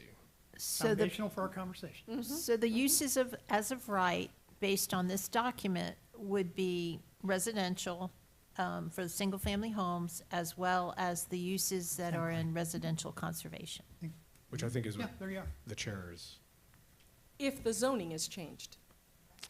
Currently, today, they do not have that right. That is not a right associated with that parcel. Correct. The development agreement is the tool which gives that right. Correct. It can be as specific or broad as you like. So I think first determining, does everybody agree whether it says RC or RC accessory uses, which I think it says RC, and then are those more specific restrictions on those uses that you want to see?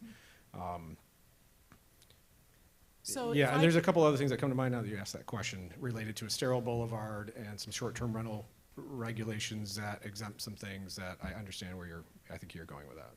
But just for the record, RC zoning allows a maximum of 6 dwelling units per acre, so they're good with the 12-unit request for single-family homes.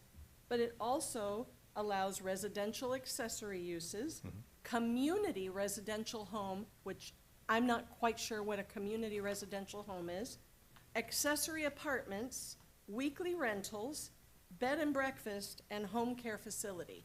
And it's those other uses that, in my opinion, number 2 conflicts with number 1, but, okay, I've put that on the Sure. record, and Jim has expressed And I his think concerns there's a couple as words well. you could change to go one way or the other with Do that. we have other definitional categories that accommodate this approach, other than including the more broad RC zoning? I mean, the shortcut is just say accessory uses to the RC zoning district. You Rather, could- those other uses that she listed are, Well, we'll hear what the applicant are says other about that. uses. Okay. Right, sheds, or other residential accessory I uses. think mean, what I there's hear from ways you, to do Madam it. Chair, is your concern is not what's being asked for, it's what could potentially be included after approval for multiple uses, and we certainly have within our bailiwick the ability to codify that or carve some of those out, if it's not the intent of the applicant. I guess we'll hear that. Yes, Does that agree? absolutely. Okay. Okay, so stick a pin in that one, right? Come back to that. Consider the pin stuck. Yes. So, building setbacks, there's differentiates between Estero Boulevard, Connecticut, some alleyway setbacks, and some rear lot lines. I don't know if anybody has any concerns or questions about those setbacks specifically. Anyone with concerns on the setbacks? Actually, I do, based on what I see, at least on the site map, of the size of the lots and the permitted building size.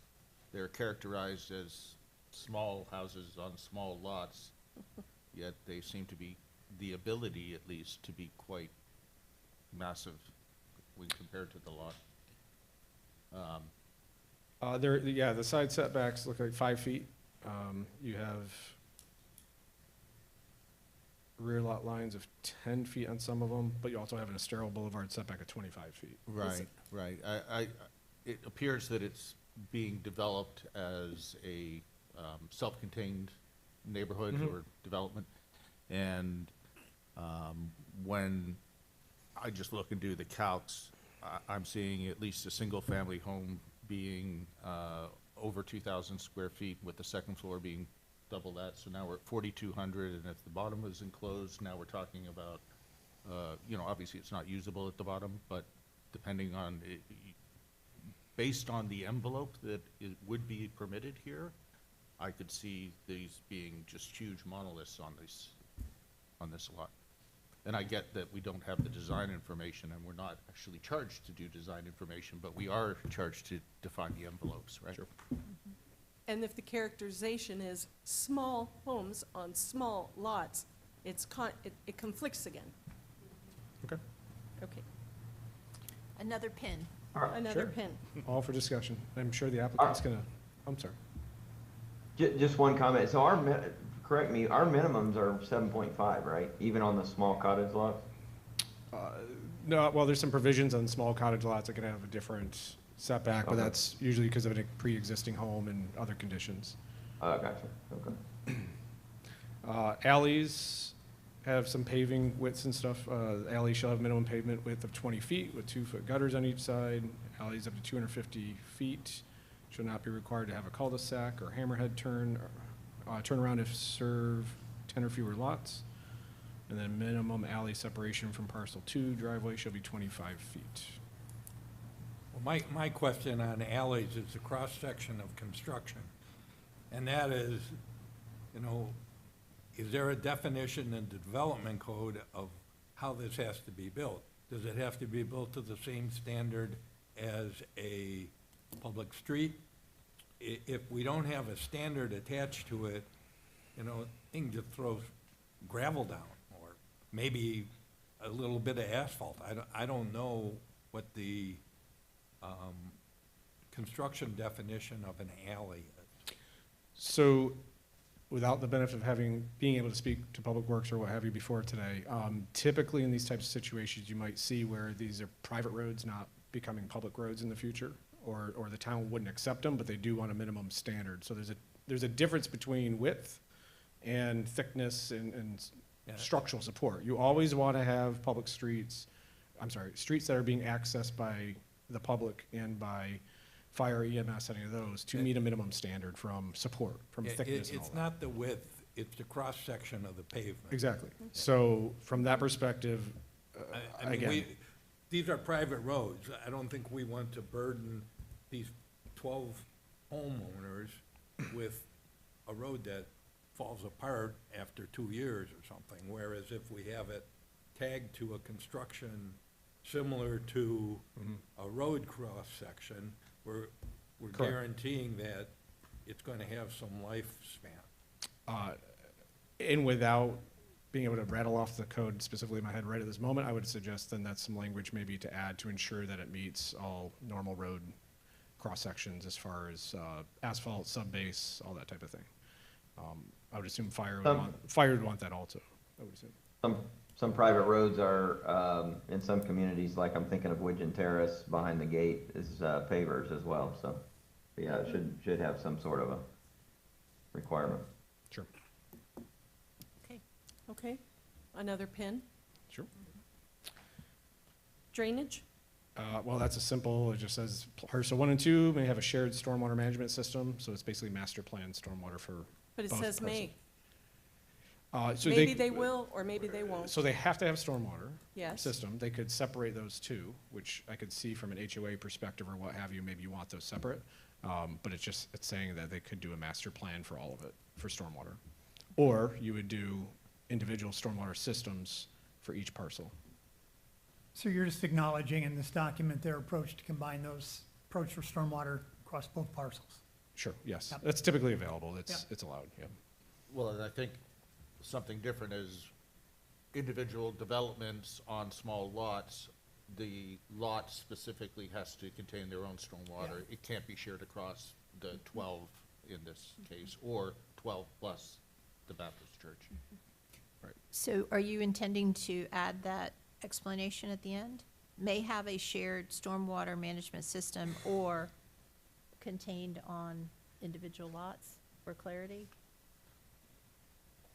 Well, we generally don't do that for when you do a subdivision, which Yeah. we don't have a lot of them here, but when you do a subdivision, you generally do a master stormwater. Yeah, no, Right. I think that would be sufficient. I'm not Right. sure. Now, whether it's between. residential versus the institutional side, I'll call it, that's, I think all this is trying to address, is that they want to do it in one system. then We they would can do that. prefer, rather than have individual iterations of stormwater management, to have a master sub-plan here. Yes. So what you're doing is codifying that they may do that. Yeah, it's all in the engineering. You betcha. It's gonna meet the standard anyway, so it's gotta, so. I guess the question is, should it be may or should it be shall? Because the plan that's been attached here shows it as shared drainage. So if we're Yeah. approving the plan, shouldn't the language in the agreement comply with the Absolutely. plan? Yes. Yeah. Yes, it should.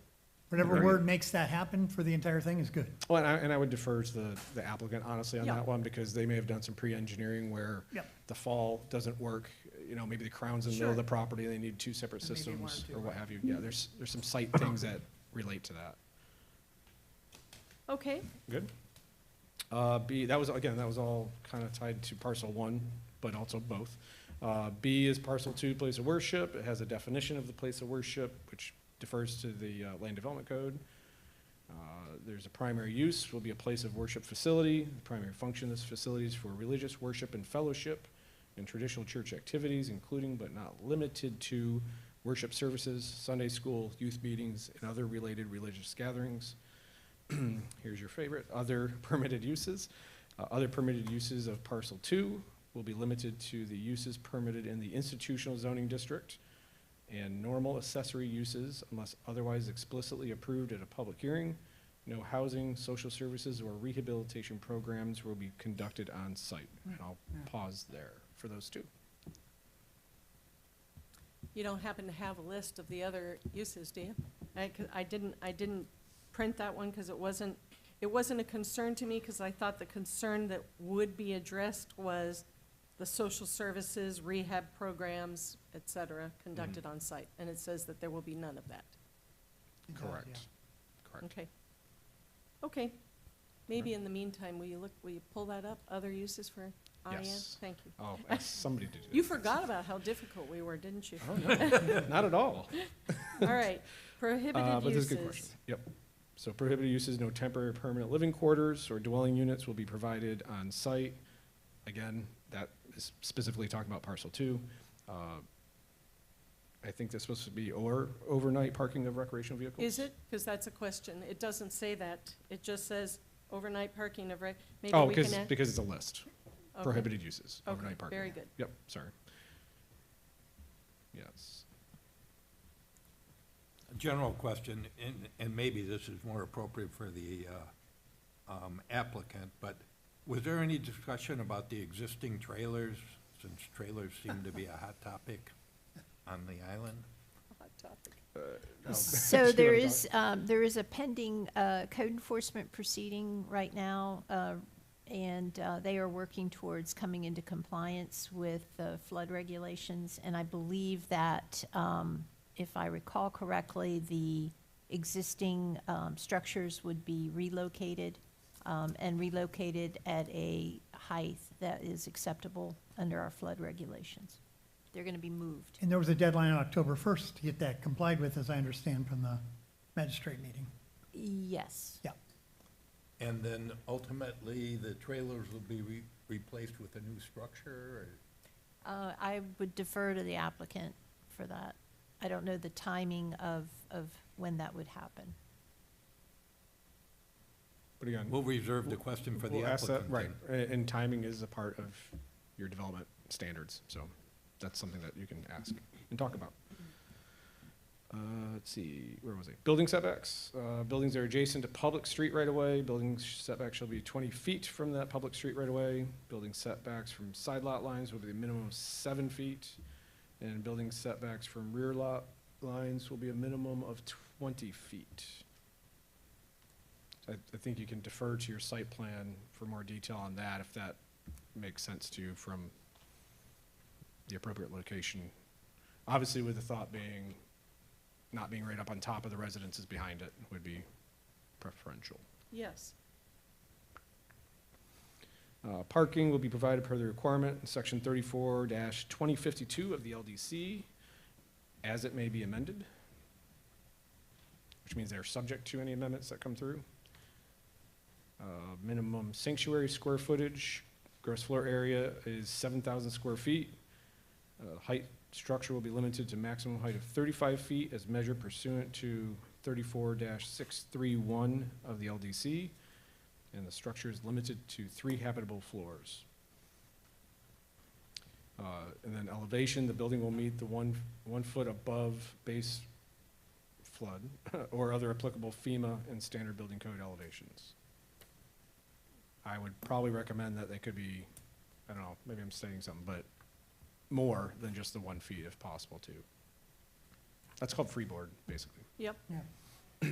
1 is the minimum in Florida. Environmentally sensitive lands, or no environmentally sensitive lands on the site. And apparently there are no, as of this was written, no threatened or endangered species on site. Those are all, just for everybody's awareness, those are all subject to, if something shows up tomorrow, then they're subject to the regulations required by state, federal policy.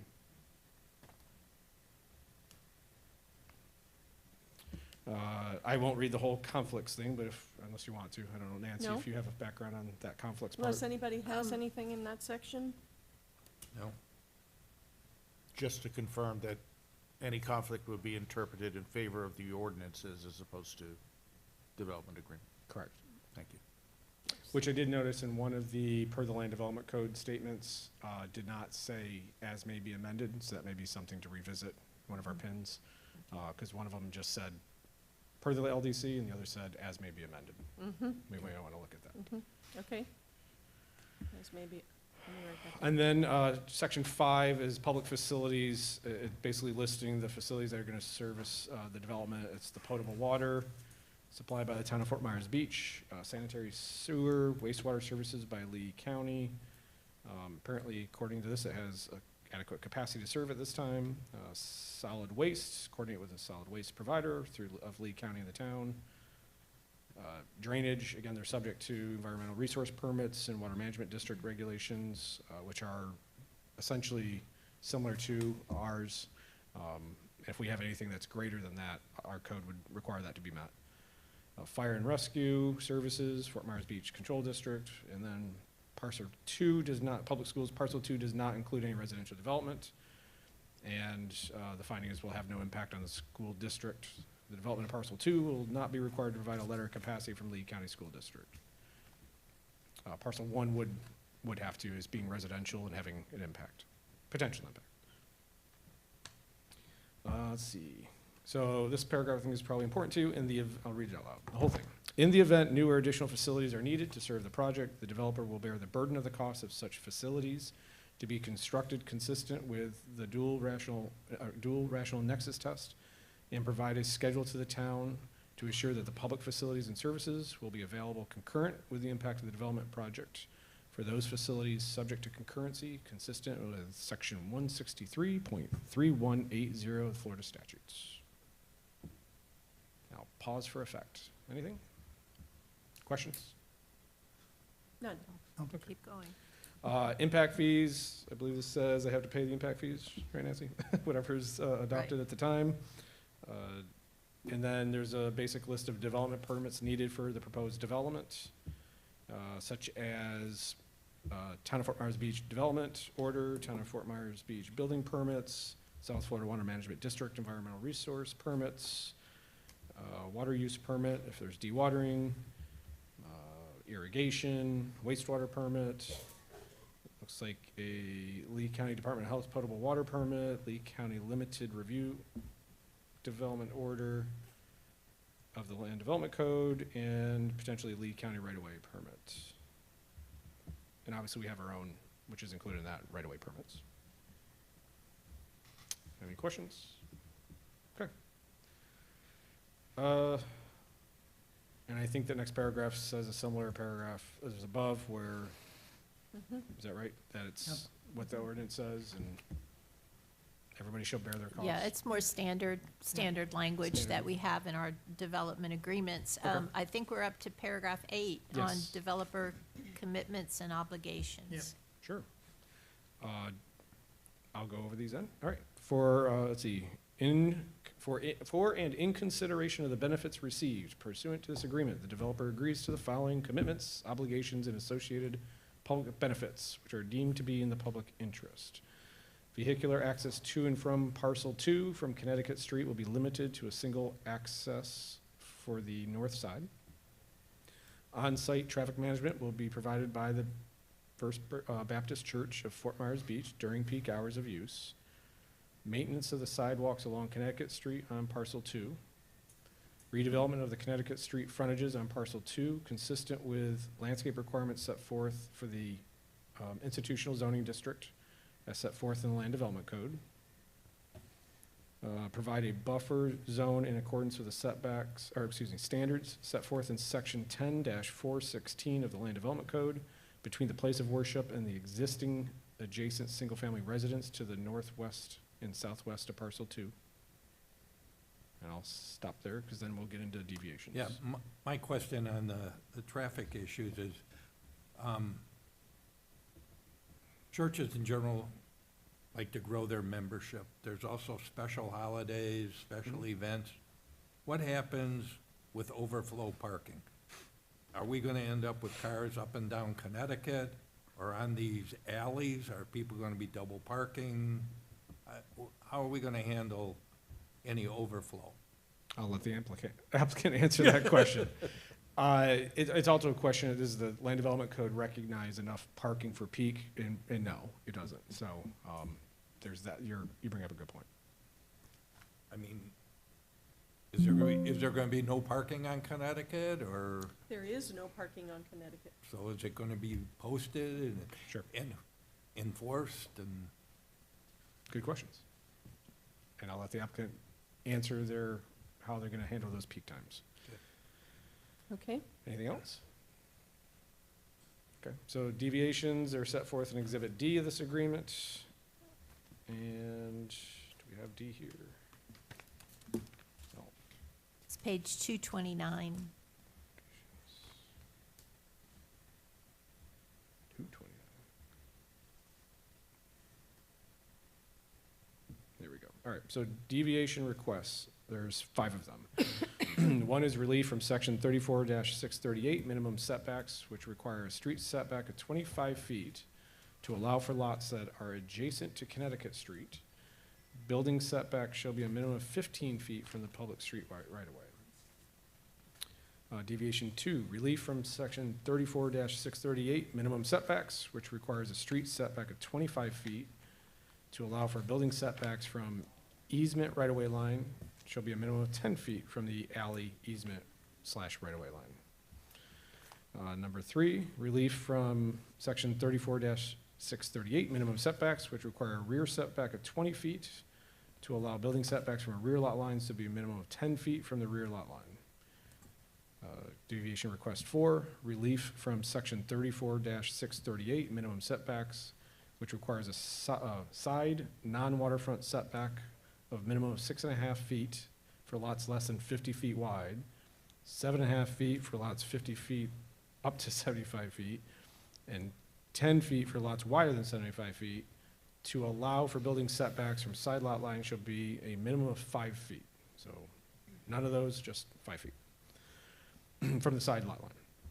And then number 5, relief from section 34-285, which requires a minimum setback for local street of 125 feet to allow a minimum alley separation from parcel 2 driveway shall be 25 feet. Minimum setback for local street. Okay. That's the access points, right? Any questions on that? And I believe those are the access points internal Yep. to the, yeah. On Connecticut, I'm sorry, on Connecticut. So that's Exhibit D. And Nancy, correct me if I'm wrong, but the rest of, after what we just read, all that is. Really, Oh, no. the 10. requirements, I think, the consistency with the comprehensive Yes. plan, that is the primary role.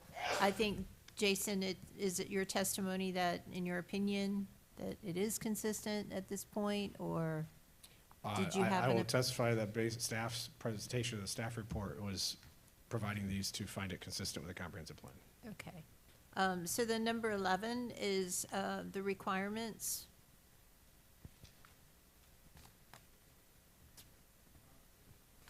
Yes, so number 11, section 11, development requirements prior to issuance of any building permits, being issued the development, yes, for the development, the following must occur. Utilities, which include water, sewer, gas, electricity, cable, and other utilities will be reviewed during the development order review process, which is typical.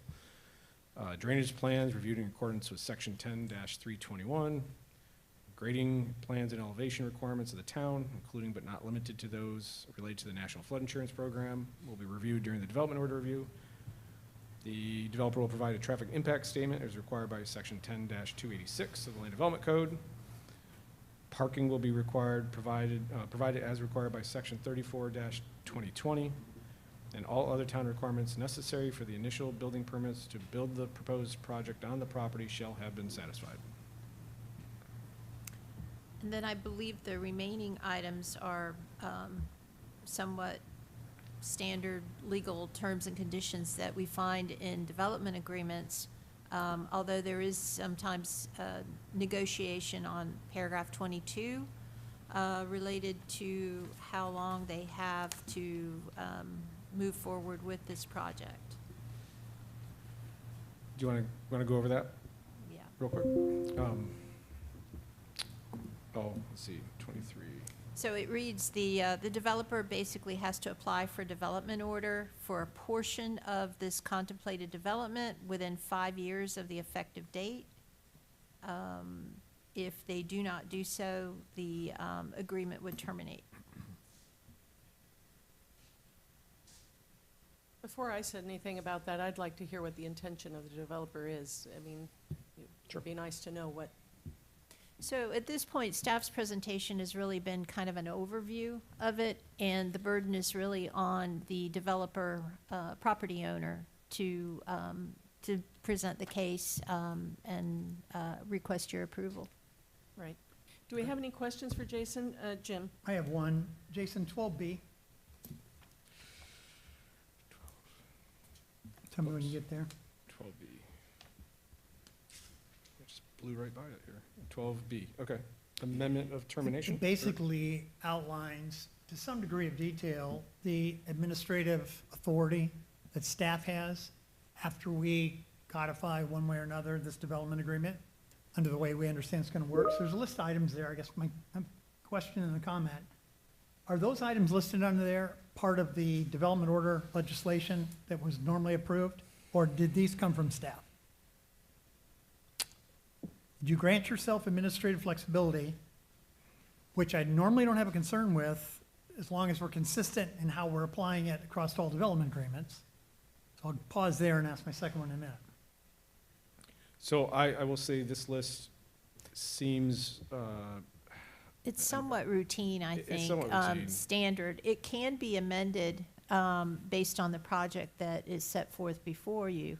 For instance, a project may come where there is not the decision to delegate to staff certain items that in other projects might be something that staff could address. That's why I'm trying to look for a baseline. Sure. If these are consistent in all the DOs, then fine. We trust and believe and support your ability to look at these post-approval and say, wait a minute, this makes more sense for everybody.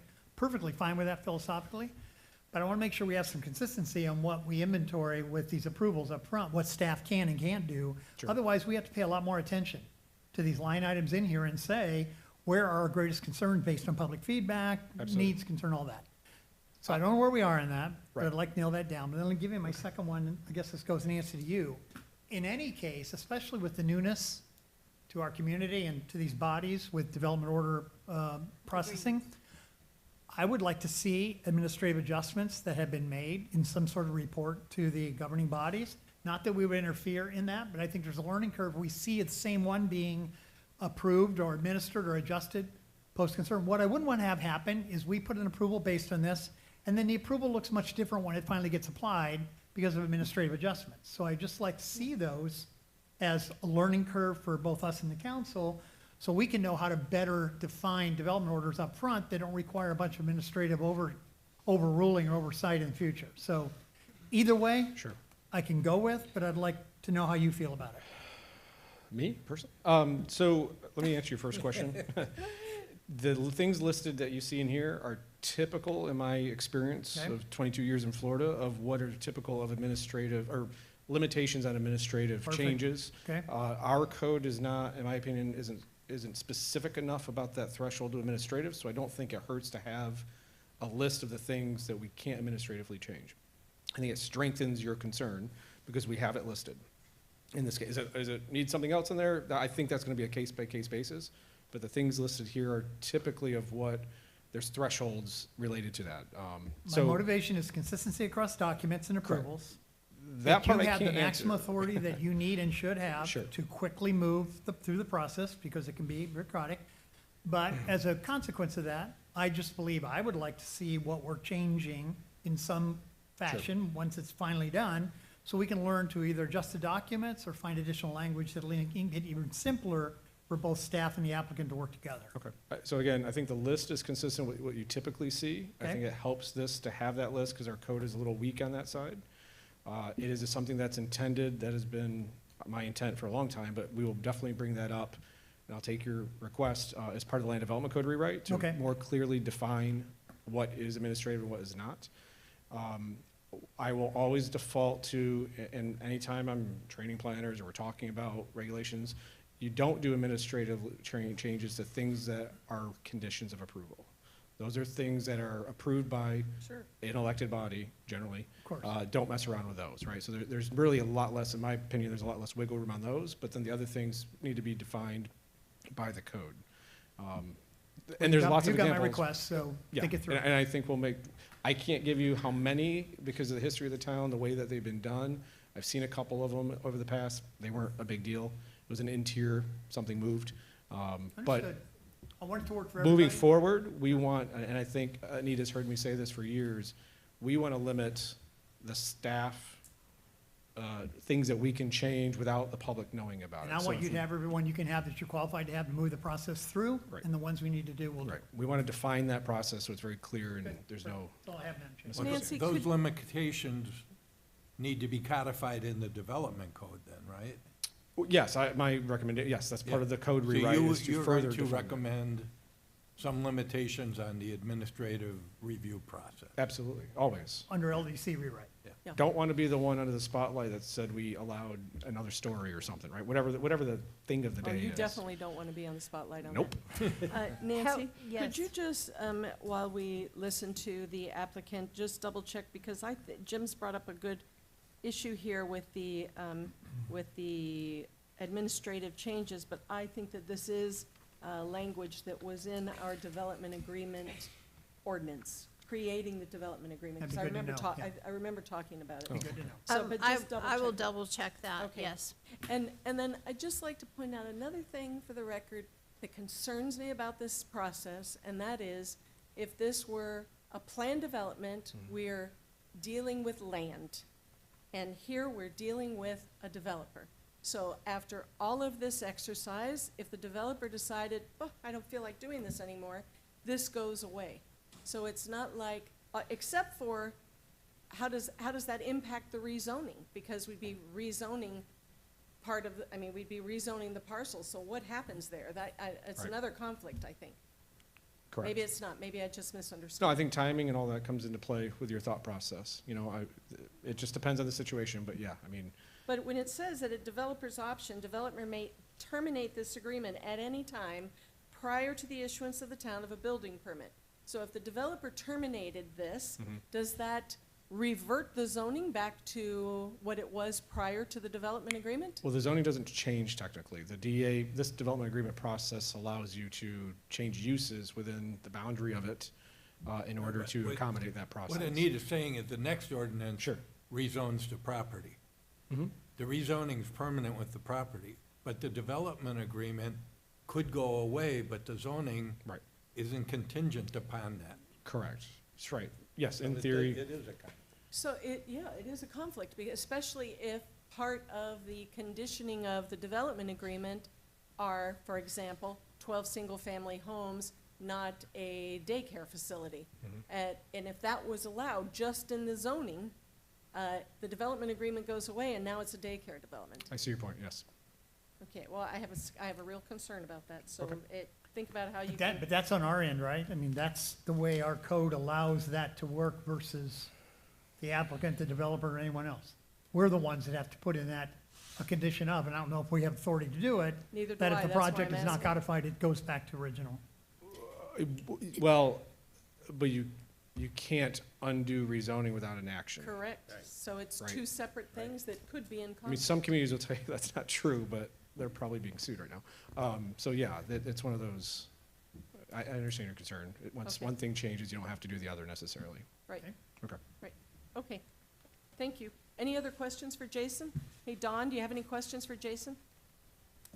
No further ones, thanks. Okay, all right, we'll have the applicant. Good morning or afternoon, Good. Neil Montgomery for the record. Neil, it's been many, many years since I've seen you, I but it's nice know. to see you again. And I'm gonna call you mayor, because I'm. Yeah, no, don't do that. I don't want to get anybody in trouble. Okay, Jason did a good job of going through the agreement, but let me sort of give some background on how we got here. Because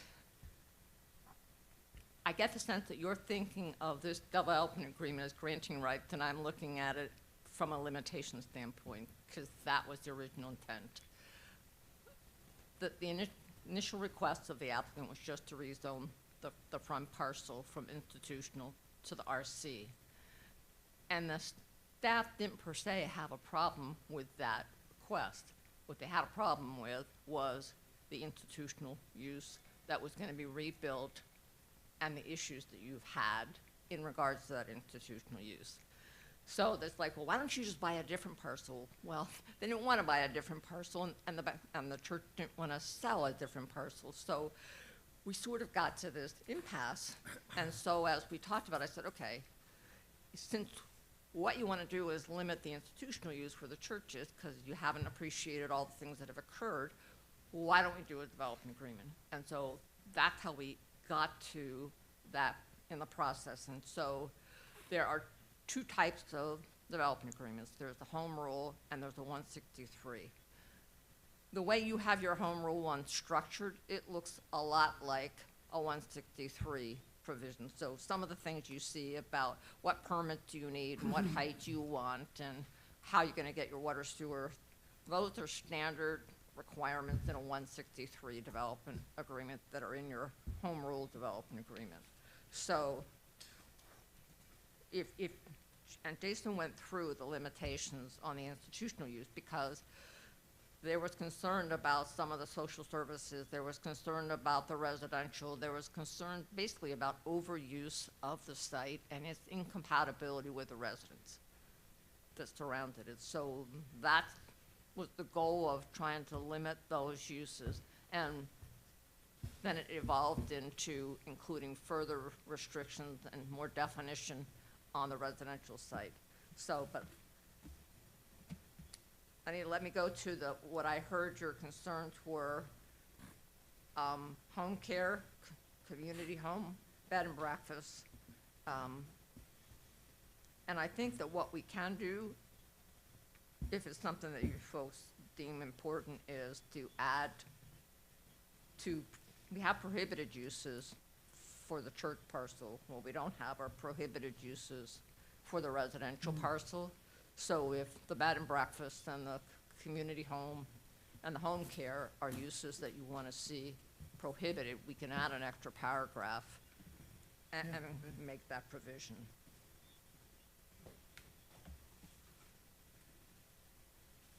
So I think that was one of the primary concerns that I had heard about what concerns you about the agreement. Now, Alcatron is here, and he can walk through the particulars of the site plan. They don't let lawyers do that, or they shouldn't. We should let engineers do that, and so we're going to do that. I do want to introduce Jonathan Thomas because I sort of have a sense of, well, what are you guys really doing and who's doing it?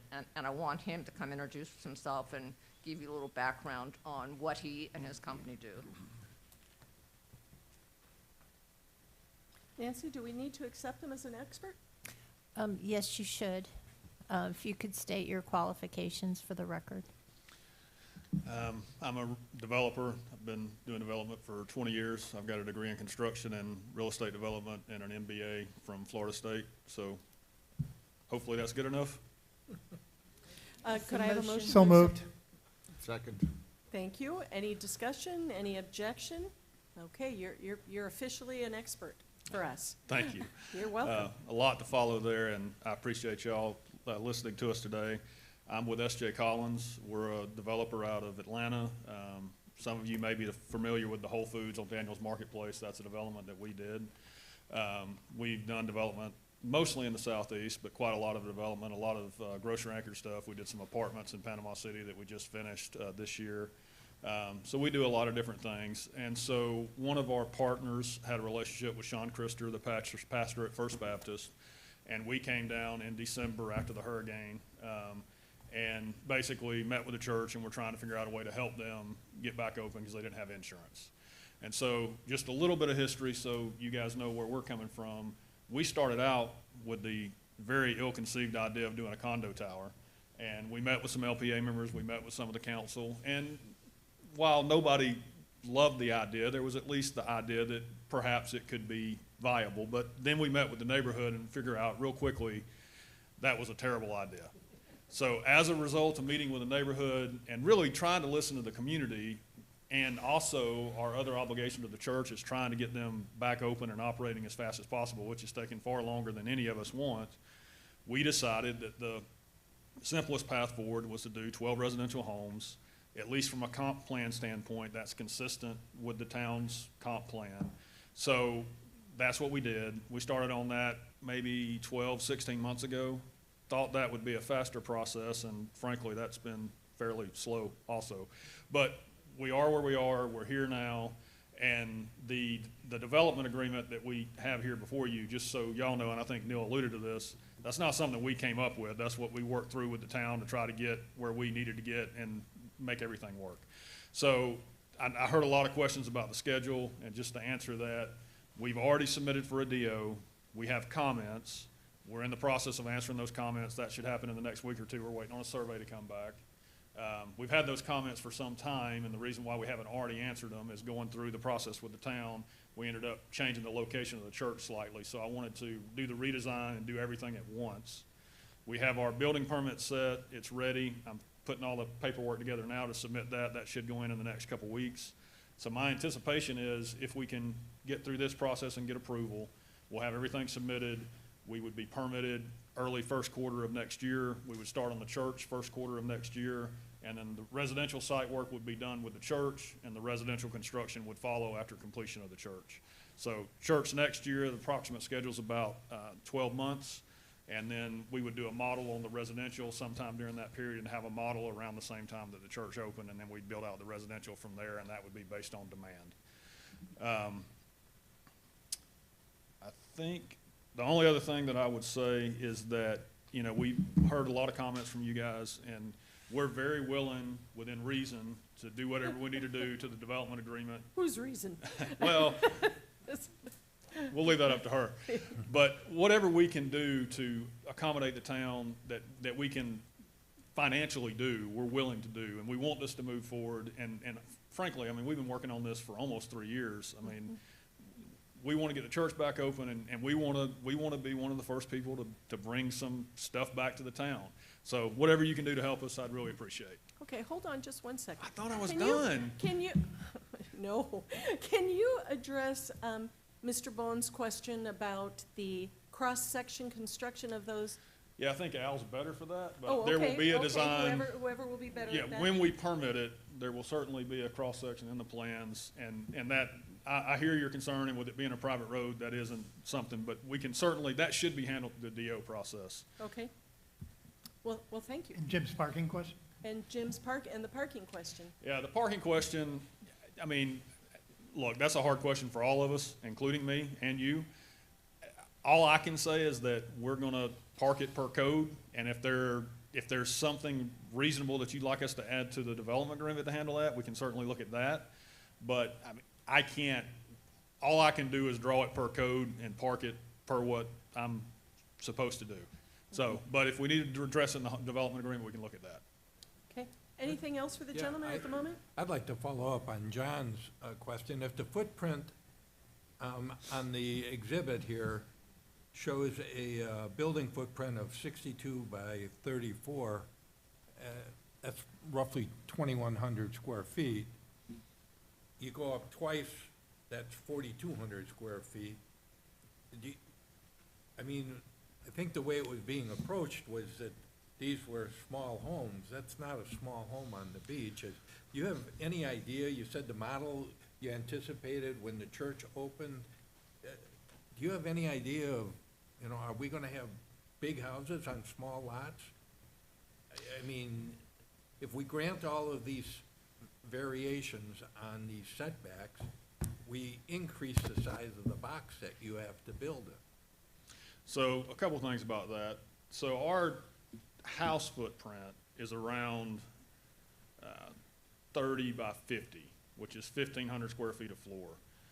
So we're looking at a home, 2 stories, somewhere between 3,000 and 4,000 square feet, and the market's going to dictate that, not us. Yeah. But somewhere between 3,000 and 4,000 square feet. We're not trying to get bigger than that. But the reason why you're seeing a bigger footprint is we do intend, this can always change, but we intend on having an elevated pool with those homes. And that elevated pool has to fit within that setback because it counts as part of the structure.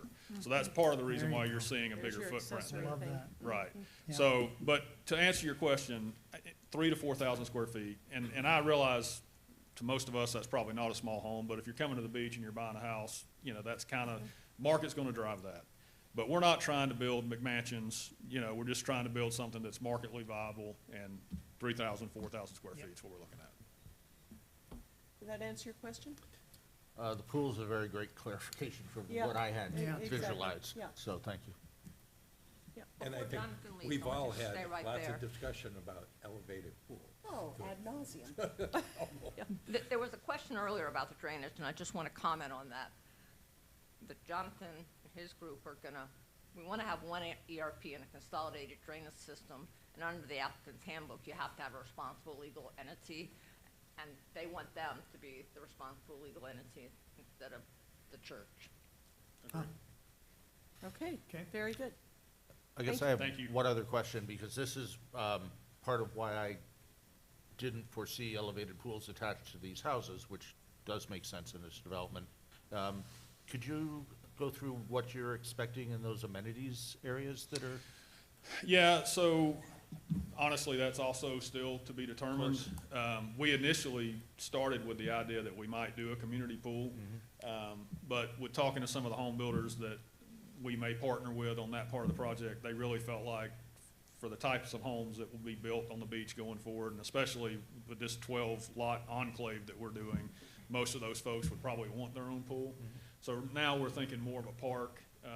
You know, I don't know exactly what that looks like, but some type of amenity park for the residents, you know, maybe some walking trails and other things, and maybe that ties to the church in some way, but just a park of some form or fashion.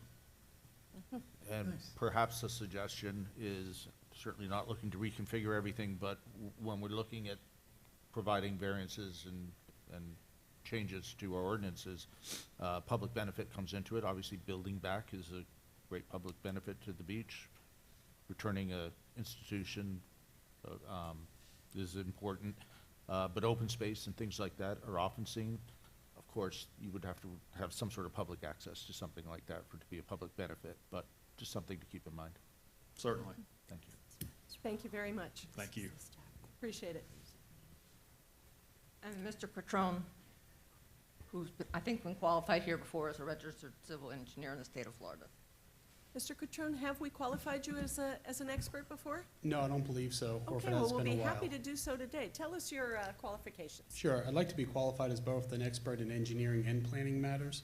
So I'm president of Quattrone and Associates. I've been an engineer in Lee County for about 30 years. I've had Quattrone and Associates for 25 years, and through that time, we've been doing several zoning cases throughout the county in Southwest Florida.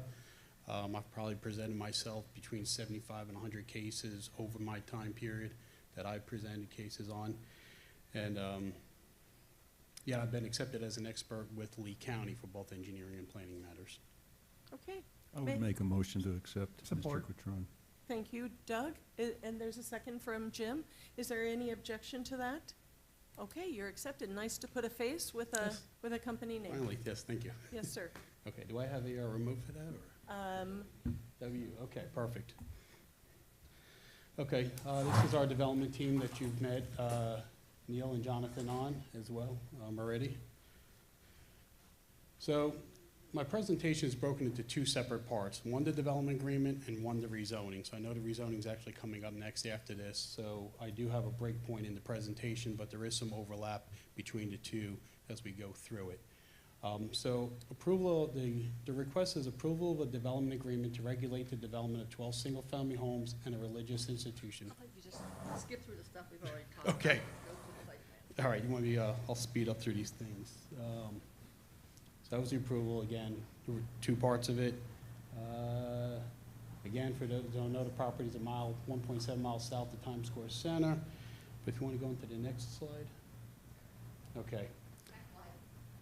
We've talked about this throughout the development agreement. It's basically a reiteration of the benefits that were talked about in the development agreement. So if you need me, I can go back to them, but we'll pass on to those for now. So this is the overall master concept plan that you have. On the right side, which would be your northeast, is the church, the proposed church, which is going to be essentially 2 stories over parking, so we can meet our parking requirements. The left side of the page would be the southwest, would be the 12 single-family homes with the 2 alleyways. Again, we're showing 2 different open space areas, and we are showing a common drainage system for the project, and that's how we've been moving forward with our design so far. One of the things I would like to point out is, you know, we talk about relief on setbacks throughout the project. What that's helping us doing is to create some of these bigger open space areas. So, you know, quick math shows that we're probably providing close to 55% green space when you subtract out the buildings and driveways and the roads. So, benefit from there. Okay, so this is the residential portion. We're calling it parcel number 1, single family. And these are the benefits that we're talking about, the features of the project. Again, we're rezoning this portion to the RC. We have 2 internal access ways with no direct access to Estero Boulevard. We're going to do a common code compliant, or meet code compliance for open space. We're doing the water management system we talked about, and limited to single-family and residential uses. And we're trying to create a family-friendly, pedestrian-oriented community. The sale of this property is what's going to help facilitate the reconstruction of the church. So again, this was the intent of that rezoning. We are asking for 5 deviations. They've been talked about, but they are keyed there. So we have the first deviation is a setback from 25 feet to 15 feet along Connecticut Avenue. It's essentially the side lot lines for those 2 northernmost parcels. Street setbacks from the internal alleyway, we're asking from 25 feet to 10 feet. We will still be providing at a minimum a 20-foot wide deep drive, or 20-foot deep driveway. So that was one of the things we do show on this concept plan as well. So there would be adequate parking for people coming off the alleyway. Internal rear setbacks from 20 feet to 10 feet. Again, those are our internal lots. That's not from Estero Boulevard. And then internal side setbacks reduced from 6.5 feet to 5 feet. And then the driveway separation between the alley and the church entrance from 125 feet to 25 feet, and that's up in the top right-hand corner. Could It's I our- stop you for a Sure. second? This didn't occur to me before, but you just mentioned that will be deep enough for car parking. So your driveway is going to be big enough for 2 cars to park at one of these homes? Well, that's the plan we're showing right now. At least one car to be able to park off the alleyway and not block the alleyway. So you will allow parking in the alleyway? No, we're showing for driveways coming off the alleyway. Okay. Okay, and that alleyway is one direction or 2 direction? It's 2 directions? 2 direction, 'cause of both. So will a delivery truck like FedEx, Amazon, UPS, will a delivery truck be able to go down the alleyway and not have to back up and back onto Connecticut Street? Well, we are working through that design component right now, because we're also talking to the fire department to accommodate their needs too. So we've had some more recent conversations on what they're looking for a turnaround, whether or not it may be an emergency interconnect between the church parking lot and the alley on the right-hand side, and maybe some sort of hammerhead turnaround on the lefternmost alleyway. So we're What's still- a hammerhead turn? Oh, It's like a T, hammerhead. Yes, a a T. T shape. Yes, okay. Okay, thank you so much. I'm gonna add to Anita's, looking at that, it doesn't seem like you have all the access you need for emergency vehicles and everything. But maybe you could loop those alleyways could be, you got that drainage area there, I know, or your stormwater management area, but if they were looped, somehow it might resolve that access issue. Yeah, we did look at that, of trying to loop the road around. Again, we're trying to debate between the access and trying to maximize the amount of open space we're providing. Sure. So we're trying to not, put too much more pavement out there than we need. Okay, thank you. Thank you for the interruption. Go ahead. No problem. So those are the 5 deviations requested associated with the single-family portion. Next slide. This is parcel 2 of the church, and again, these are the features that we talked about in here. Maintain the existing IN zoning. This allows for a post-Hurricane Ian redevelopment of the church. It's a new place of worship for First Baptist Church. Some of the constraints that were part of that development agreement are the single access on Connecticut Street. We're going to provide code-compliant open space and code-compliant buffers between the church and the residential to what would be the northeast and the southeast. And that includes a type C buffer with a wall and vegetation. So that would be proposed. We are proposing the code-compliant right-of-way buffer, the water management system that would be shared with the single family. The floor area ratio is well below the maximum, and as conditioned in the agreement, there's going to be no temporary or permanent housing, no RV overnight parking, no residential social service or rehabilitation programs. When complete, could that structure serve as an evacuation center for hurricanes? I'd have to refer that to Jonathan on the type of construction I it's just, going to be. I just thought of it, but just something, okay. Madam Chair, I'm getting a couple communications that the public can't follow along with the presentation. Can we either get those up or commit to get them out to them right after the meeting? We're working on getting it included right now. Okay, thank you. Thanks, Jim. I don't know how much you want me to go through the comp plan compliance issues. They are part of staff's report. I'll try to summarize through those as quick as possible. So future land use 1A1, which calls for essentially a human scale type project with walkability. This project is meeting that intent with the way we're laying out the project for that. Next one is future land use 1A4, proposed single-family community redevelopment church when built in accordance with the development agreement will provide sidewalks and right-of-way buffers along Connecticut Street, which also improves walkability consistent with that policy. Policy 1B4, which used to be 4B4, mixed residential. The proposed single-family community when built in accordance with development agreement will be consistent with this policy in that the single-family development does not exceed a maximum density of 6 units per acre, and is resulting in what we are referring to as smaller homes on smaller lots. Building heights per 1C4 will be in accordance with the land development code as well, and the comp plan.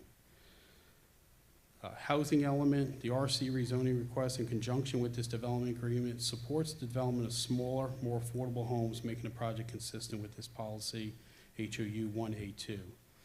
And then last, 1B4, the proposed church, when built in accordance with the development agreement, will be consistent with this policy in that the development agreement allows for conditions and restrictions that would otherwise not be required in an IN zone parcels. So in conclusion, the development agreement has been prepared with work of staff pursuant to section 296, 2100, and resolution 24-73. Development agreement, when approved in conjunction with the RC zoning, will give the town the ability to regulate the redevelopment of church and give its residential portion greater flexibility to meet the intent of the town of Fort Myers Beach Comprehensive Plan and Land Development Code. The development agreement provides for a public benefit by allowing town or county to utilize the parking lot of the church for staging during state emergencies. I don't know if that was kind of glossed over, but that is one of the conditions of the development agreement, that they make that available. Staff has recommended approval of the agreement, and with that, we ask for a motion to recommend approval of the proposed development agreement to town council. Thank you. Thank you very much. Let's see what kind of questions we have for you. Don, could I start with you? Don? Do you have any questions for the gentleman? No questions. I think everybody's addressed from the questions so far. Okay. How about you, Jim? Questions? Yes, I have one. A little bit to timing here, and whatever you can opine on, it'd be great. Because we have a lot of approved projects in inventory now and very few shovels in the ground. So you're gonna hear a lot more intentional efforts around when are we starting, when are we finishing. So in that regard, is there any process you still have to go through, subject to approval of this with the church, congregation, or the authorities in the hierarchy of the church to move forward with this up to this point? Yeah, Oh, yeah, we'll let whatever. Sure. Jonathan address that. Want to get that on the record, if there's any other steps you have to take that might interfere with the moving on construction. So we've had 2 votes already with the church, both were affirmative, so the latest set of plans are approved. I won't speak for Sean, he's not here unfortunately, but to the best of my knowledge, we're good with the church, and as soon as we get our permits, we can move forward. Excellent answer, thank you. Doug, questions? Yes, many times we're hearing, I guess I would have been nice to see what the really these single-family homes, small homes, affordable homes on small lots are actually gonna look like, because 4,000 square foot, which it mentions in the document, it's a pretty large home. Nor is it going to be And affordable. probably not small, probably not affordable, elevated pools and so forth. And I'm okay with that. I'm just think it's sort of kind of this characterization of single-family small homes on small lots doesn't seem to fit the actual plan here. Are you, I'm just asking, are you thinking that when we go to the town council they should have some ideas? I know that they're still working with the architects and that sort of stuff, but I mean, are you just Yeah, I looking- think, you know, if there was some renderings or something, it would be helpful. You know, I understand this is the developer agreement, not you know, Right. the actual plan, but I think it might be, I'm not sure we're really being straight up when we're kind of presenting this as, you know, we're in line with the comprehensive plan, we want affordable housing, this is pretty far from that. Which is okay, I'm okay with that, but I think we should just be Yeah, eyes wide and open. I think maybe what we're thinking is affordable and it's all relative. Of course it is, of course it is. But Neil, to just elaborate what Doug is saying, I think whatever specification you're comfortable with sharing is very helpful in the decision-making process. And I hear you and I thank you, and we'll see what we can do as we move along. Perhaps even just taking out small and just having Yeah, I it would suggest, residential. And affordable, Let's, because they're let's- both very let's- subjective. Leave it. Yeah, let's delete the words small and affordable. The small lots, but Right, but as a description of it, Yeah. and perhaps also some kind of conceptual drawing of it would help. Anything else, Doug? Or, I'm sorry, Nancy, did you? Yeah, I'm I good. just wanted I'm to good. add quickly, I know that in the slide presentation, there was reference made that the structure, the church, could be used for the emergency use, and I did not see that in the Yeah, agreement. It's not. So I think it would be an additional, probably item F in paragraph 8. Public benefit. I thought the development agreement talked about where the parking lot could be used by the county and the town, if there's a state of emergency. Yes, Was I that think, not in I development? don't think it's, I didn't see it, but I could be wrong. But I think it could go in paragraph 8, item F. And I may have read it in the staff report and missed it in the development agreement. But yes, that was the intent, was to include that condition.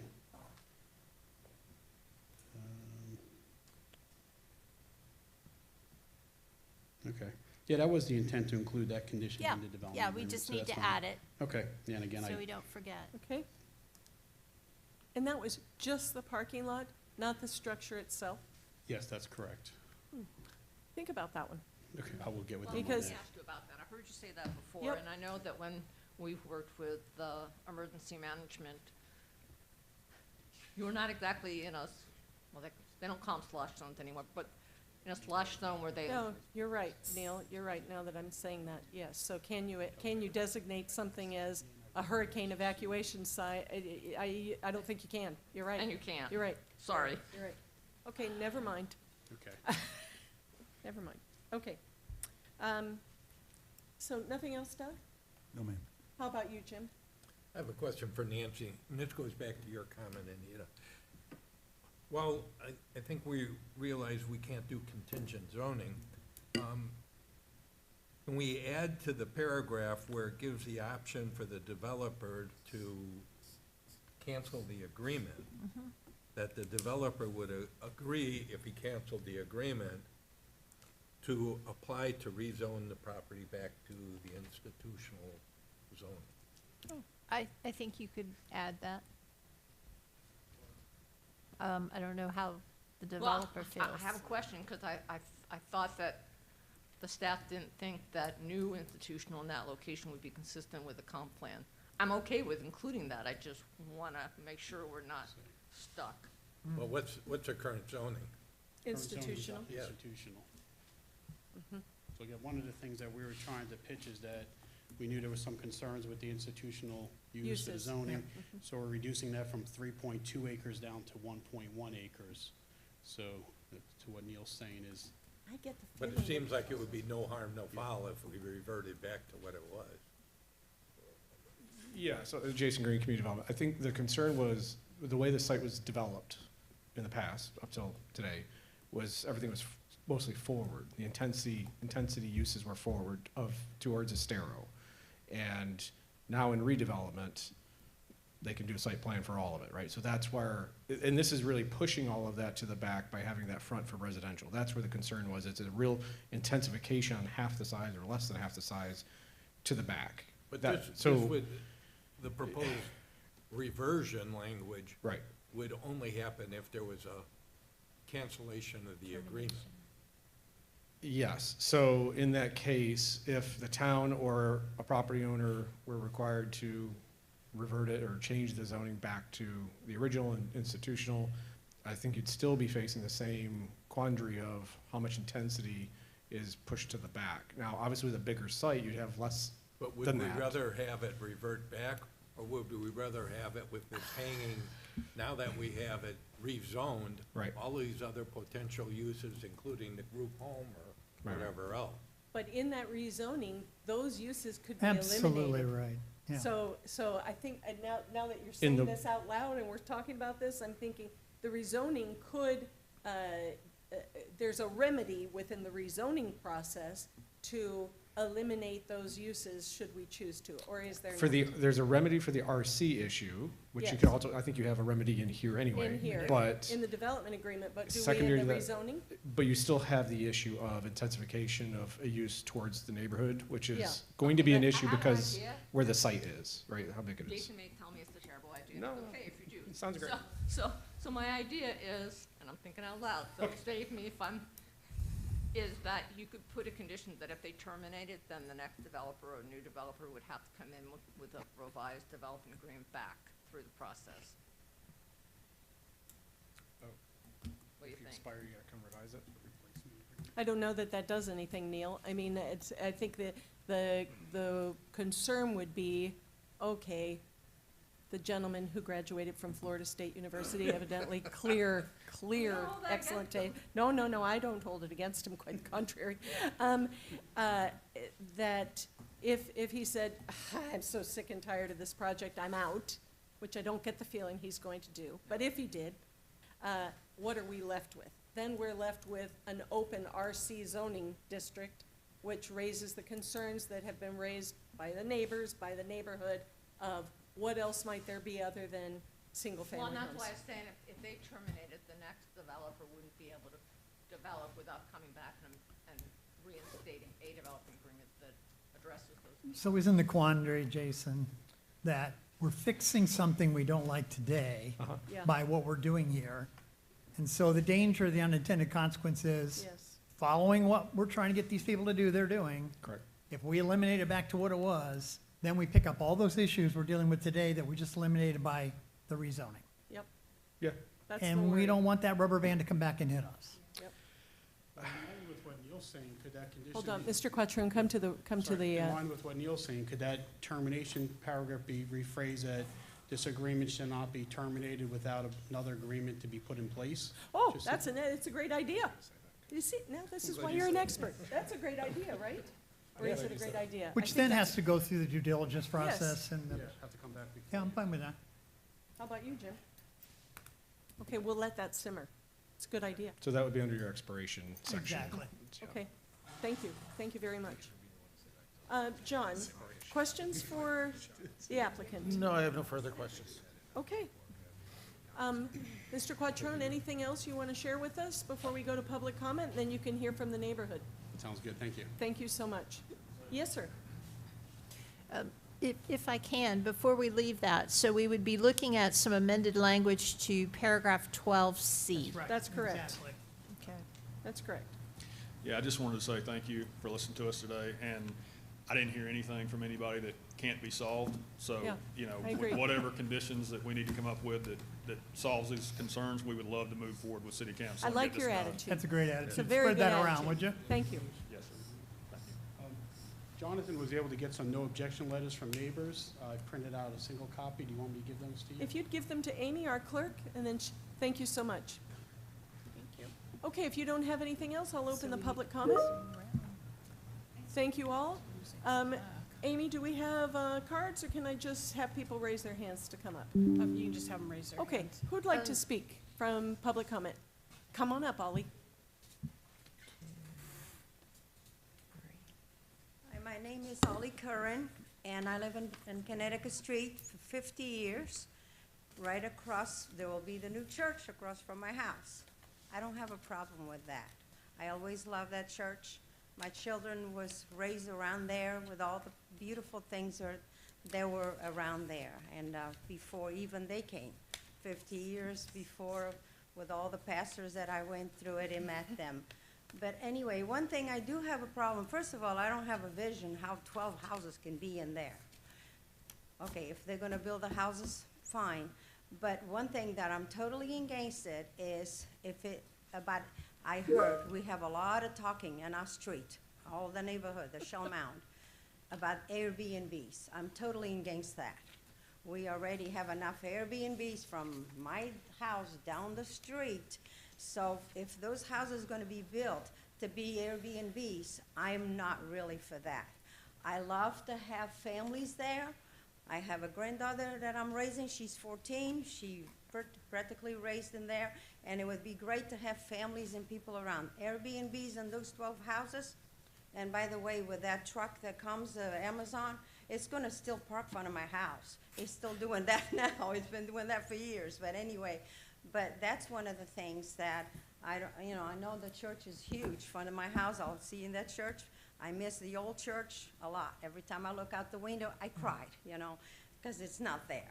But anyway, but that's one of the things, I am totally not for the Airbnbs on those homes, whatever they're gonna do. But thank you. Thank you, Ollie. Sir, or Barbara, come on.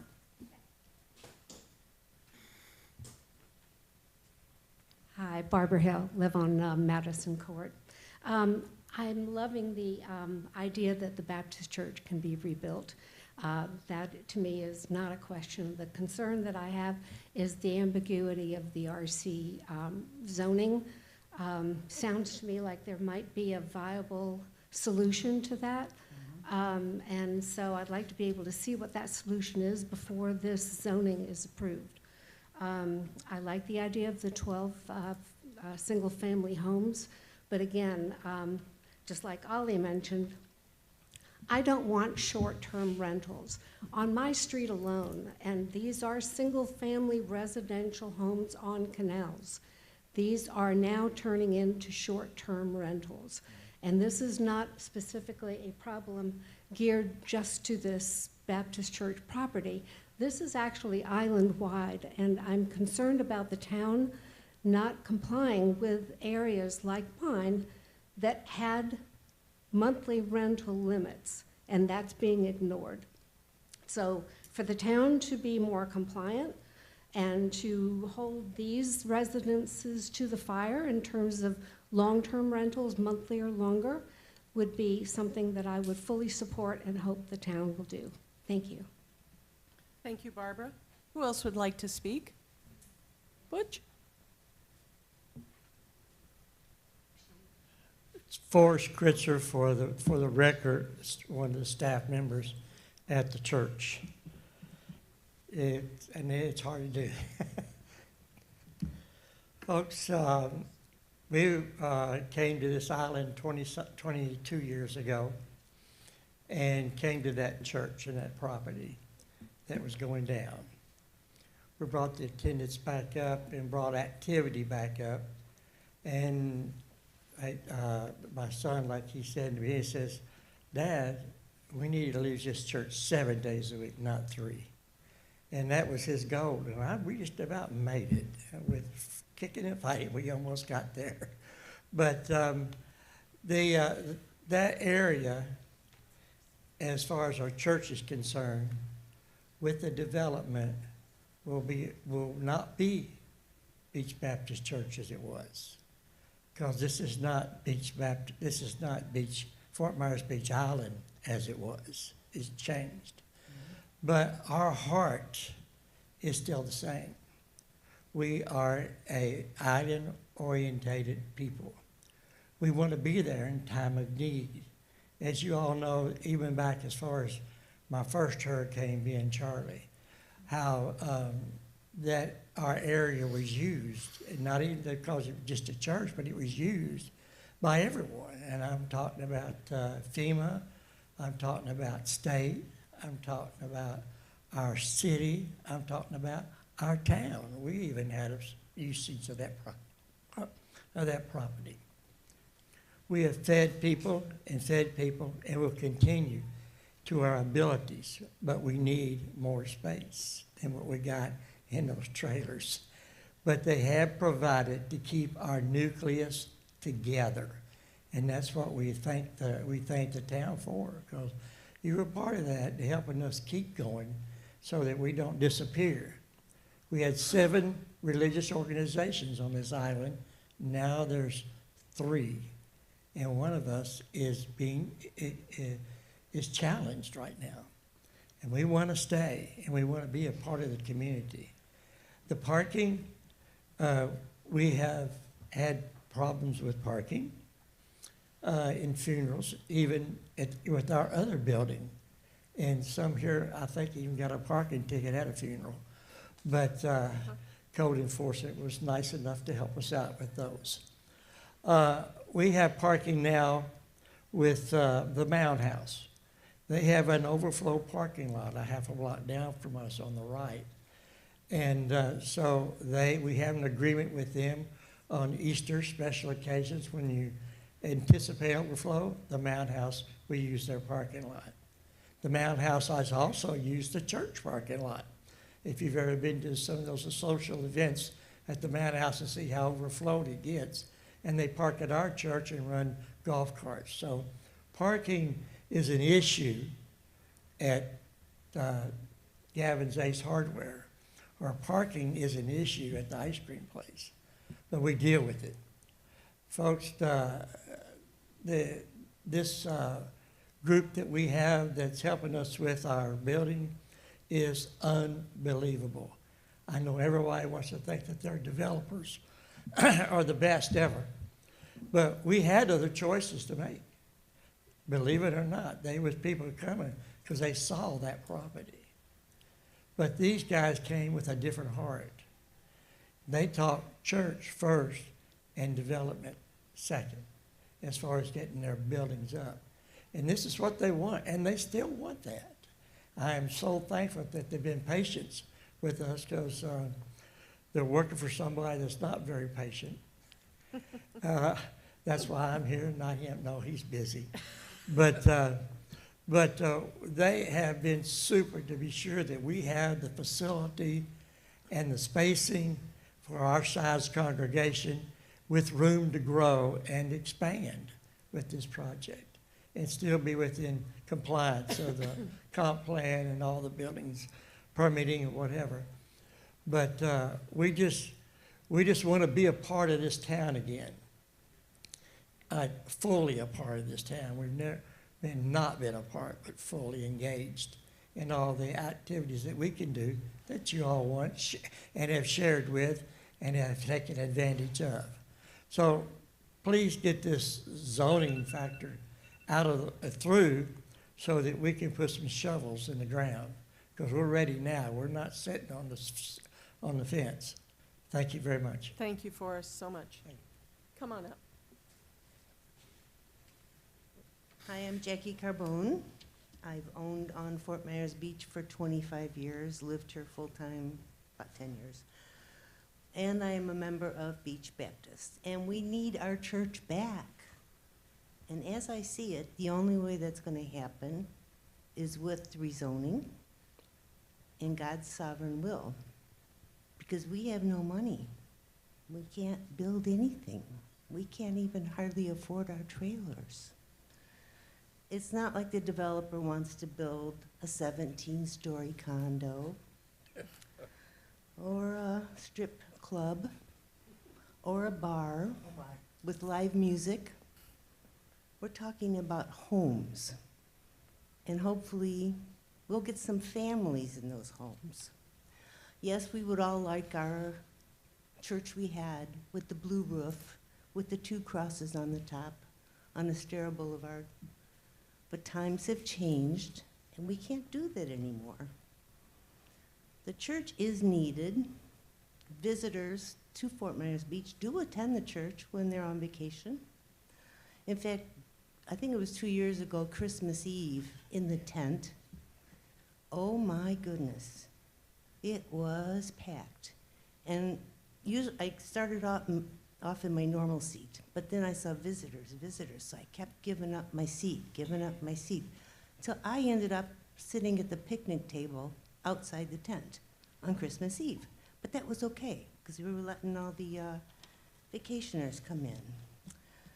we want a place where we can represent Christ on Fort Myers Beach.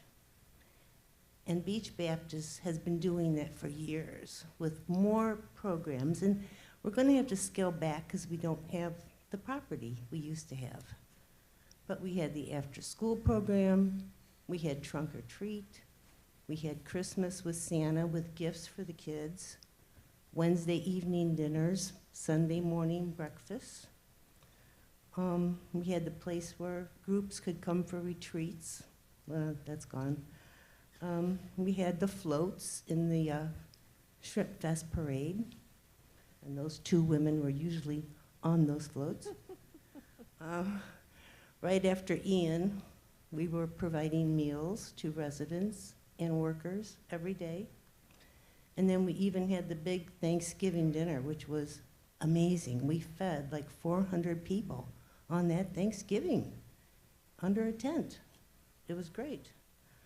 We provided the place for FEMA.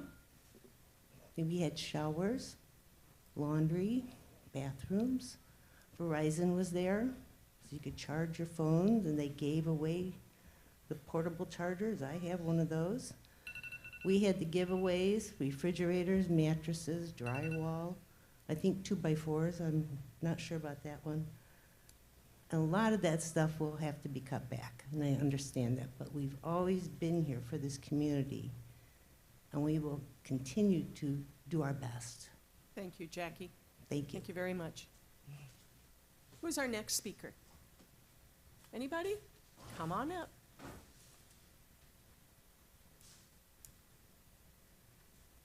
Your house looks great, by the way. You're welcome. It doesn't, that's pretty good. Hello, I'm Norbert DeMars. I live at 125 Connecticut Street. I've lived here most of my life, my entire adult life anyway. I want to echo what some of the other folks said as a major concern, not just for me, but I have neighbors who work 9 to 5, so they couldn't be here. Vacation rentals, short-term rentals. I mean, it's ruined our neighborhood, and it's going to ruin Barbara's neighborhood unless the town does something. And to add 12 more vacation rentals to our neighborhood would be unconscionable. This neighborhood used to be 2-2s, 2-bedroom, 2-bath. Husband, wife, couple kids, that was our neighborhood. Now, we're building 4-bedroom, 4-bath houses, and they become vacation rentals. And instead of a family of 4, we have a 3-generation family that comes and be our neighbor for a week. They party, they play loud music, they do all the things that they can do somewhere else, but they do them in our neighborhood. And by adding 12 more vacation rentals, it'll make it impossible to live here. I've said enough about that. The best indicator of future behavior is past behavior. And when we look at the use of lot number 2, I can only think about the abuses for the last 26 years on that property. There's no need for me to go into them. My question is, who's going to enforce these restrictions that we've talked about today that'll be leveled on Lot 2? Most of those restrictions existed 25 years ago, and the city did nothing. Time and time again, complaints were ignored. It's a church. You need to be patient. So, you can talk about putting restrictions, but I would like to know who's going to enforce them. And I'll give you an example. I have RVs parked across the street from my house overnight, just this weekend. The city says call the police. The police say there's nothing we can do. So what kind of a neighborhood? are we going to allow to be built? One where everyone turns a blind eye? Or one where you all step up and do your job and make it a priority to enforce the rules that are on the books? Enough said. As far as the individual homes, I'm not a technician or I'm not a construction person, but my neighbor Art is, and he asks height requirements. When they say 3 stories, do they include the bottom floor, the ground floor, or story 1? Setbacks, I looked at the setbacks. I understand why they have them, but they're not like the setbacks in my house. So it's a acceptable use if there's some teeth in the agreement. Like I said, I've only been here 50-some years, so I know the beach can't be like it was, but we should be allowed to have livable neighborhoods. Thank you. Thank you, Norbert. Is there anybody else who would like to speak? Yes, ma'am. I didn't think you were going to sit there all day for not saying anything. I was thinking about it. I'm not really a speaker. That's okay. My name is Donna Gallagher. I own a property on Naughty Turn Drive, the last house right before the condos. We've owned it since 1979. We used it as I don't know, I'm not a great speaker. An income, and it paid for itself, and now we're retired and we use it ourselves. And we love it. We went to Beach Baptist. We've been members for I'll say 9 years. This was really a blow to lose our church. Really a blow. I know the church is giving up a lot, but I know the church did a lot for the community. And I just hate to see them not be able to be rebuilt. We need our church. That's our church. We need it rebuilt. Thank you. Thanks very much. Anyone else wish to speak? I think that's no, there's a gentleman, yeah, back there. You had your hand up at the beginning. No, yes, you. Do you not want to speak? I'm good now. Oh. I wasn't planning. You had your hand up at the very beginning. No, I was itching my head. Oh, well, then sit down. No, I will, since you brought it up, because I've been thinking about it. But my name's Mark Taglieri. I'm a property owner since 2011 on the island. And I think this is exactly the type of project that we should be rooting for. You know, I'm not a member of the church. I am an owner on the island. But just the approach that came through with us from the development group. I understand a lot of the questions that everybody has here, but this is one of probably the least intensive requests for such a large parcel that you'll ever get. I don't think you'll see 3 acres turn around with about 13 buildings, or exactly 13 buildings, in their request on this island, again, with the size of the parcel. So figure it out, work together with them. I know there are going to be things that you're going to require, that you should require, and it sounds like they're going to be willing to work with you on that. So, all right, thanks for encouraging Mark. me. You're welcome. You're welcome. Thanks for being here. Okay, anybody else? I don't think there is anybody else. We'll close the public comment and thank you all. Thank you all for sharing your thoughts with us. Madam Chair, I do have a comment. I received the letters of support from, it looks like 15 individuals. You're putting this into the record, I'm assuming. However, you haven't actually looked at them as far as the addresses of where these individuals live. So I am going to pass those around if you want to look at those and then accept them into the record. Okay, so we'll take a look at them and then somebody will make a motion to accept them. Okay, so is there any board member that has a follow-up question or comment for the staff or for the applicant? Does the applicant have any follow-up based on the community input? Anything you want to follow up with, Neil? Not on the development agreement. I think their questions may be more relevant to the next application. To the church redevelopment? Mhm. Any comments on the short-term rental issue? Hate to put you on the spot, but it's a big deal. It's a really big deal. The difference between weekly and monthly rentals. Can I interrupt just because? All right, Jason Green, Community Development. There's actually a section of the code that allows properties adjacent to a stereo to be daily. It's not in the use table, so just to kind of put all that together for you. Thank you, The Jason. RC is a weekly. RS, which is further back in the neighborhood, is a monthly, but the RC and the surrounding properties are weekly. But any property adjacent to a stereo on the base side has an opportunity for a daily. Just So let I'm you- hearing regardless of what the owner/developer may want or agree, our code allows that degree of flexibility for renting those properties? Well, obviously through this process, you can have conditions related to use and all that, so.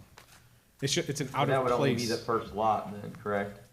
There's four adjacent to. 4 or 5. There's Five four of them, I adjacent to. Oh, a five, stereo. Five, yeah, yeah. okay, yeah. Yeah. Five. It's an out of place assignment of use in the code. We're gonna Sure. fix that, obviously, but people miss that. In other so words, just it wanna needs bring action or revert back to what currently exists. that up. Say that again? It needs action by a condition You of. need, you need something in the development There we agreement go. to limit that, whether it's daily, weekly, or monthly. But the RC does allow the weekly. Yeah. Which for everybody's, remember, it's a week long or longer. But you- we know what the rule you can is, do it but multiple we times a also month. know that it's not abided by. So, Right, that I part I mean, can't that's, comment on, right. that's the discontent you hear from this I know. neighborhood, especially People confuse the Barbara. monthly, like it's a month long. It's not. It's a Yeah, week long, once a month. I know they confuse it. I also know that they don't abide by Sure. it. So Okay. whether it's confusion or intentional, we don't know, and, Right. you know, far be it from us to judge. Okay, Mr. Florida State. What are your thoughts? I'm saying that nicely, so you're amenable to this idea. It's a really big concern. So let me first say, I went to Florida State, not Harvard, so I'm probably not gonna be able to solve the short-term rental problem. I dare to. Congratulations, by the way. But, you know, all I can say is, we are building single-family homes. We are not, you know, we're not marketing them as VRBOs, but inevitably, some of them probably will be. I mean, that's just the fact So of let the me current ask you climate. directly, what about a limitation in the development agreement that only allows a monthly rental versus a weekly rental? Well, I think it would be, I'm trying to use a word that's not controversial, but I think it would be, let's say, unfair to us for you to limit us in a way that you don't limit anybody else on the island. But you're asking for something nobody else is asking for. I disagree with that. I mean, we're asking for what is consistent with a comprehensive plan. We're asking for very little in addition to that, other than some minor setback deviations. So let me say this, you know, I'm not saying no to anything, but I do feel like it would be very detrimental to us to hold us to a standard that you're not holding anybody else to. And then additionally, anybody else that went for rezoning and didn't have to do a development agreement would not be conditioned to that same That's a fair rule. point. So what I would say to that is, if you want to solve the VOBR problem, you need to do it universally across the entire island. You shouldn't cherry pick and pick winners and losers. But again, that's not our business plan. I mean, we're going to build single-family homes. We hope single families buy them. But I mean, I'm not going to stand here and tell you that nobody's going to rent it as a vacation rental, because that's just not the reality of beach life, and certainly not the reality of Fort Myers Beach going forward, given the fact that it's a complete rebuild from devastation from a hurricane. So I don't know if that helps or hurts, but I mean, that's all I can It really say. didn't help. It didn't help. Well, I told you, I didn't go to Harvard. Okay. It's the best I can do. All right, thanks. Thank you. Thanks. And unfortunately, we closed the public comment. But you can tell me after this is all said and done. Hopefully, we'll deal with what you want to say. Okay, so any other questions or concerns for the staff or the applicant? Don, do you have anything? No, other than that last issue is a big one, I think, you know, for me. Okay. I have a comment. Go ahead, Doug. I think it is a big issue, And it was a big issue on our street and troubling and not enforced. However, I think the developer is correct that it really needs to be solved Council level. at the council level, because even if we put that, some sort of language in his developer agreement, how is he gonna enforce 10 years down the road that somebody doesn't start renting their house? I mean, it's not realistic to put that on the developer. I think it needs to come up before council though, because I didn't even know that there was daily rentals on Estero Boulevard. Yeah, it's a carve out for fronting Estero. Again, you didn't ask me to, I'm sorry, Jason Green. But remember the layout of our town, right? The ends of those communities facing Estero are usually outward facing lots, or at the end of, or the beginning of the streets, right? You've got the streets that go back to the bay sometimes. So I would encourage you, that's something to think about, because this is an internally facing development versus the lots along there traditionally are outward facing to Estero, and those are daily traditionally. And that's just the way the plat was done, 60, 70, 80 years ago. My neighbor, who I like, and Sure. I don't have any beef against him, but at 110 Sable Drive, which is right on the corner of a stable and a Estero, but his address is 110 Sable, Mhm. and his front door faces Sable, but he's allowed to rent weekly. Yeah, so anybody in the RC has the right to weekly. It's Right. just a caveat that He's someplace in else. RS. This is RS. Well, we can get into the individual ones, but. It's a very sticky wicket. It It's is. a sticky, So- I'm just saying, I think city council needs to address this Yeah. issue. Absolutely. Yeah. Agree. Yeah.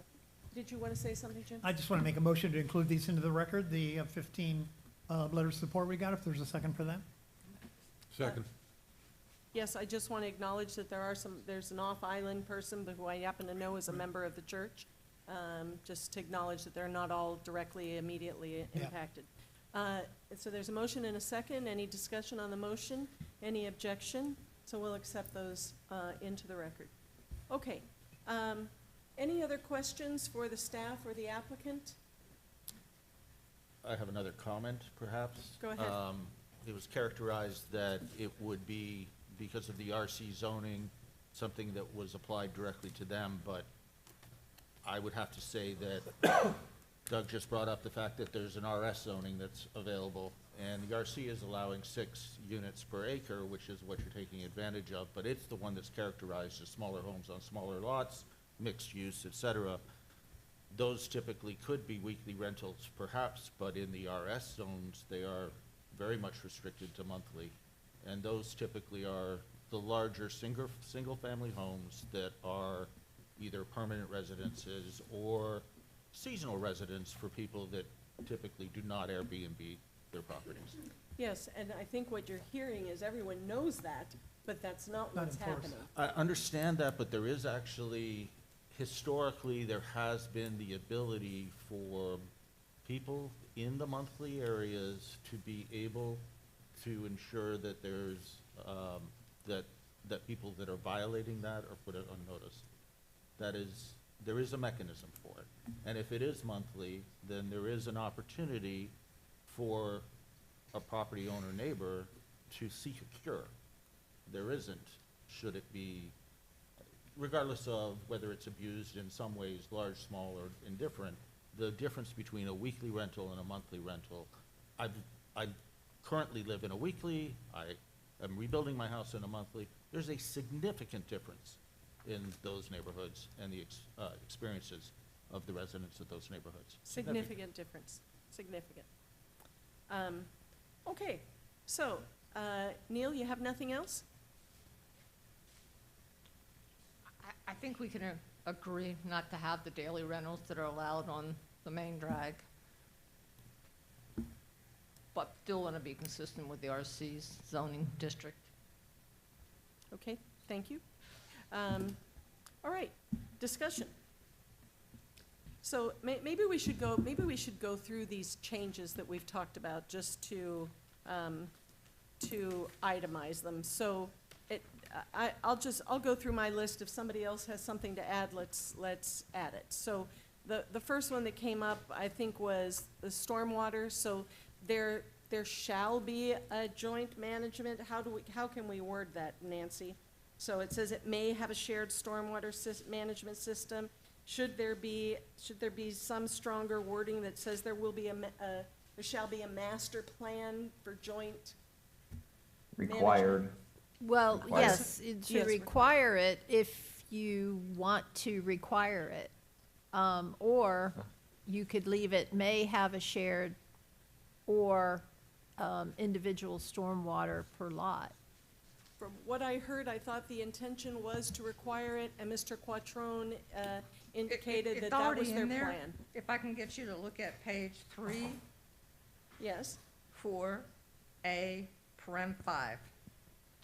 yes, that's exactly what we're talking about. Yeah, it's already in there. It's already required. It just says that it may have a shared Oh, okay. stormwater management You're saying system. will. And that's more permission, I think. than- Correct. Yeah, Correct. And so, So do you want to require it? we do. yes. I do. Yeah, Yes. the I do. plan, the It's a plan better deal shows for it, everybody. so. Can I get Okay. a nod? Yep, okay. All right, so that's one change. Then the second one, there was something, Jason, you said potentially adding to every reference of the LDC that may be amended or as amended section that is in Says on my computer. number 6 under the building setbacks, or no, under parking, about the LDC as it may be amended, and there's other references to the LDC. Yeah, earlier, like 2 or 3 sections Yes. before, there was another one that didn't Yes. say as, or Exactly. as may be Correct. amended. So, That was under conflicts. yes, so could we add that? Do you have any objection, Neil? Okay. True regardless, so yeah, that's fine. Yes, okay. Then, let's see, there's, Jim, did you have your question answered about the cross-street section, this cross-section of the street? Yeah, I thought there was an agreement that it would be looked at in light of the code requirement for a street. Okay, okay. But nothing we need to change or amend in here. In the amendment and termination, that section about the at developer's option, they may terminate, what was the suggestion there? That there should be another, I think it was Mr. Would- Quattrone A made new, the new suggestion. development agreement would be required should they decide to not move forward with the project. A new development, Like, could only be terminated if a new agreement is put in place. okay? If a new development, okay? And then, probably the biggest one is in the first parcel 1, the uses of the, hey, do we need to wait for you guys? Okay. We're gonna take a, 5 minutes? 5-minute recess real quick?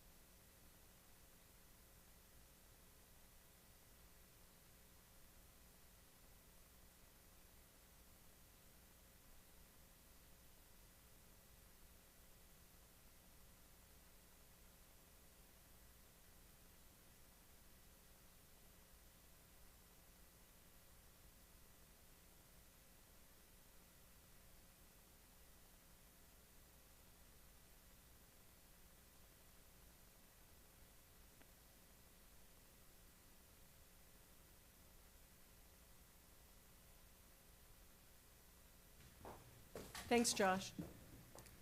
Okay, we're back. Neil, you said you had joint efforts, so Yeah, what have you so and Nancy Can come I up get you with? to turn to page 3? Yes, Before you start, I just want to say, as you know, the devil is in the details and words matter. So we wanted to go ahead and make sure that whatever changes you are proposing, that we can actually work on some of the wording, so that way we capture it and we can move forward. So going back to the list, maybe, Madam Chair, if you want to start at the very beginning of the requested changes, so we will take notes and number them. Okay, Well- I think we have one. The first one. Well, hold on, let them tell us. I what the started with list- stormwater, but actually the first Okay. one started with the primary uses in the RC zoning district. Okay, so the primary uses, as you know, that the development agreement itself is basically the functional equivalent of a rezoning. It does incorporate all the requirements in Florida law as well as in your land development code for a rezoning. With that said, we would propose some language changes on page 3 of the agreement to where it talks about the primary use.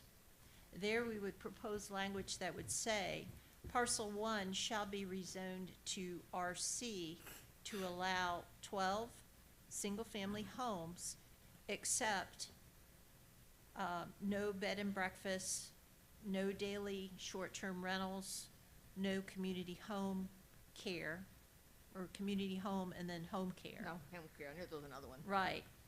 And allowing the normal accessory uses. Yep, that sounds really good. Yeah, So is that Yes. consistent? yep, good.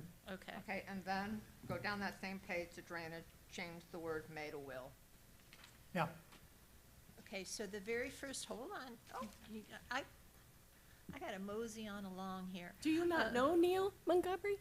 She's a tiger, so Yeah, just I watch her. know. Just watch her. I'm Southern, you know, I kinda go And a slow. cougar. Okay, so paragraph 4A is changing. Paragraph, 4A5, that would have been 4A1. And then paragraph 4A, Nancy, wait, where are you? I'm on page 3. 3 of Okay. 15. She's going back up to So drainage four- one. Okay, 216. I'm at Okay. drainage at this point. You're at drainage. And so parcel 1 and parcel 2 will have a shared stormwater management system. Is Okay. that correct? Yeah. Yes, Yes. Okay. very good. I think I've caught up now. So Okay. what's the next one? The next one is adding as may be amended to any Oh, that's reference to right. the land development code. That's up here, change any references to the LDC to say And that's as throughout amended. the document, correct? Correct. Okay, so one moment. Change as may be amended. Okay. Next. Okay, wait, let's see. You all stop me if I'm missing something. I don't have one. Was there something on the parking or no? There was Yes, there was, and that is, let me see if I can figure out, that is on page page 7. 7, and we're gonna add an F under 8. That's right. Okay, that is under Developer development commitments. commitments and obligations. We're Right. gonna add F to allow for the use of the parking lot for emergency purposes and any qualifiers at the town's request. How At the would that work? declaration of emergency or whatever we usually put Yeah, it. typically it's emergency stage. Yeah, right, yeah. I think that's Okay. good. Okay.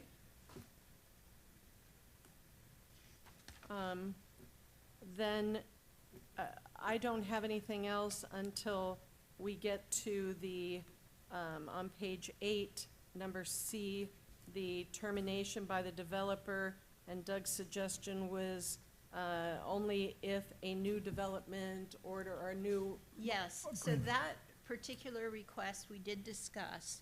We would suggest taking out in its entirety paragraph C and modifying paragraph A to read, "This agreement may be amended with the parties' mutual consent in writing signed by both parties. And the And idea no there was that there termination. was still, to get to your point, there still always will be a development Absolutely. agreement. And both parties being the town and the developer. Correct. Not the And- new developer or the new development. Well, it would go to the successors and assigns, because it will travel with Yeah, but they don't short- have to agree to it because it's gonna be in place. They have to, they mean, they have to They comply have with to it. agree with the town, yeah, the town would have it So we're say there. eliminating paragraph C altogether. Yes, and also in paragraph 12, the reference to termination, it would only be amendment. They don't have the Okay. right to, Okay, good. to terminate it. Great. Okay? Yep. Okay, that's great. I've got one, Madam Chair. Yes, sir. If you can go back to page 3 of the agreement, prohibited uses, Yes, parens 4. Yes. It's just a technical thing, but back to what one of the gentlemen was So talking we're on about. the alley. No, prohibited uses, no temporary or permanent living quarters. We- On page 3, I'm sorry, page 4. It's, Okay, all yeah. right. Page 4, You sorry. got me messed up. Yeah. C4? Yep. Okay, you say no temporary or permanent living quarters, but down below does not say no overnight parking or recreational vehicles. So for So we missed the consistency, I word know it's no, we prohibited just wanna use, have put the a word- no on there. Okay. And then I, just follow a question on that, since we're putting in a development agreement, whose responsibility is it to enforce the development agreement? Jason, who can answer that? I can answer that. Okay, who is It's it? you're gonna be your code enforcement officers. So we or- should not get a call from a resident, if we're putting this as a restriction, there could be no overnight parking and wrecked vehicles, and we tell them to call the police, because we're enforcing it. Well, code enforcement works together with the. Yeah, but they're the deputy- primary, and they'll take it from there. Correct. Okay, well, just want to get that on the record. And if it's not addressed, then it goes through the code enforcement process. Understood. Okay. Thank you. It's mine. Those are all the ones Okay. we have. All right, I have some notes. There were additional questions about setbacks, the use of the word small homes. I think we wanted to eliminate that and I just. think, And- I believe, I don't see that in the actual Yeah, I don't think developer it's in the agreement. actual It was doc. So it more was in in the the supporting presentation. documents. Small and affordable should be moved. Yeah, forget that he said that. We're just gonna, Okay, that was just in the never happened. presentation, but that's been clarified. Okay. There was, Jim, you had a question about the construction for the alleyways. Did you need to add anything, or? No, I thought that there was the discussion centered around the, he that wants to the- make the sure that the cross sub sec- base and how it's constructed is gonna meet the code, and the answer is it is. Okay. That's correct. What else do you have, Nancy? The deviations in Exhibit D relate only to parcel 1. That was in the presentation, but And that's true, because they're only listed under parcel 1. the deviations, so Yeah. it's in D? It's in your parcel 1, and here's where they are under 3. No, the Oh, the deviations in reference to the exhibit, in the exhibit, and that's probably a little, it just, the deviation request is for parcel 1. Yeah, we'll just put parcel 1. Okay, and Okay. where is that in the development agreement? Where That does- is Exhibit D So to you the see the- development Yeah, agreement. you see deviation request, Yes. colon, just put parcel 1 there in parentheses, so it's clear. Okay, There was some discussion about administrative changes. I think you wanted some clarification on Yes, what Jim. can be done and what cannot be done. I did look at the resolution. Original legislation, yeah. Yeah, it says that you could basically, I don't have the wording in front of me, but you can define what administrative changes can be made in the development agreement. So my premise for my question was, are the ones in here, the ones that we typically include in our development Those agreements are for typical, consistency? yes, Okay. and I think Jason Green also referred to the fact that that was typical. Okay, Yeah. thank you. okay, thank you. I Uh, think that's it. Anybody have anything else? Don't lose your notes. I won't. Yes, did we put that, I think we put that in there. What? The use of the parking lot, Yes, it's in there. Yeah. It's under, it's the G under 8, I think. Okay. yeah, you added we've that. got that. Okay, we're good.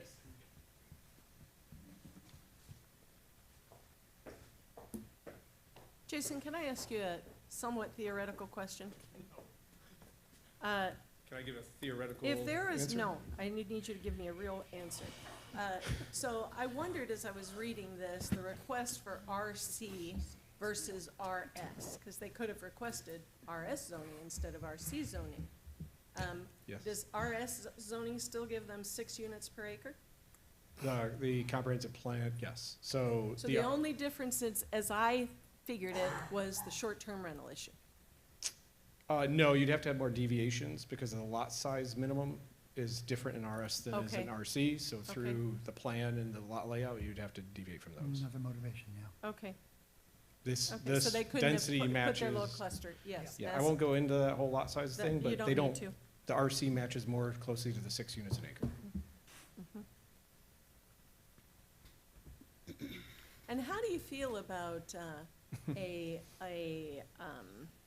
you know, the fairness of a condition that would limit the rentals to monthly versus weekly that they would be entitled to without this? How do I feel about? What's your thoughts on that? All right, Because, so- I mean, we heard it was unfair to make this be something that somebody else isn't. Do you think? The surrounding property, and if you look in your staff report, it's got east, west, Yeah. north, south, all that is RC. So this piece is surrounded by RC zoning district, which allows the weekly. That's your answer. Okay. Yes. Okey dokey. Thank you. Any other things that need to be covered in the agreement, or is there any further discussion, questions for staff or for the applicant? Done And here. Is someone prepared to make a motion? I am. Okay. So there's not a number or anything associated here, but I move approval of development agreement for the property located at 110 to 130 and 134, 138 Connecticut Street, First Baptist Church, Fort Myers, as amended by the LPA. Do we need to note those amendments, Nancy? No, I think we discussed them. Have and I memorialized them? got nods from everyone. It is in the record on the tape, and we will work on the wording if that's okay. It is with me, yes. Okay. Second. There's a motion and a second. Is there any discussion?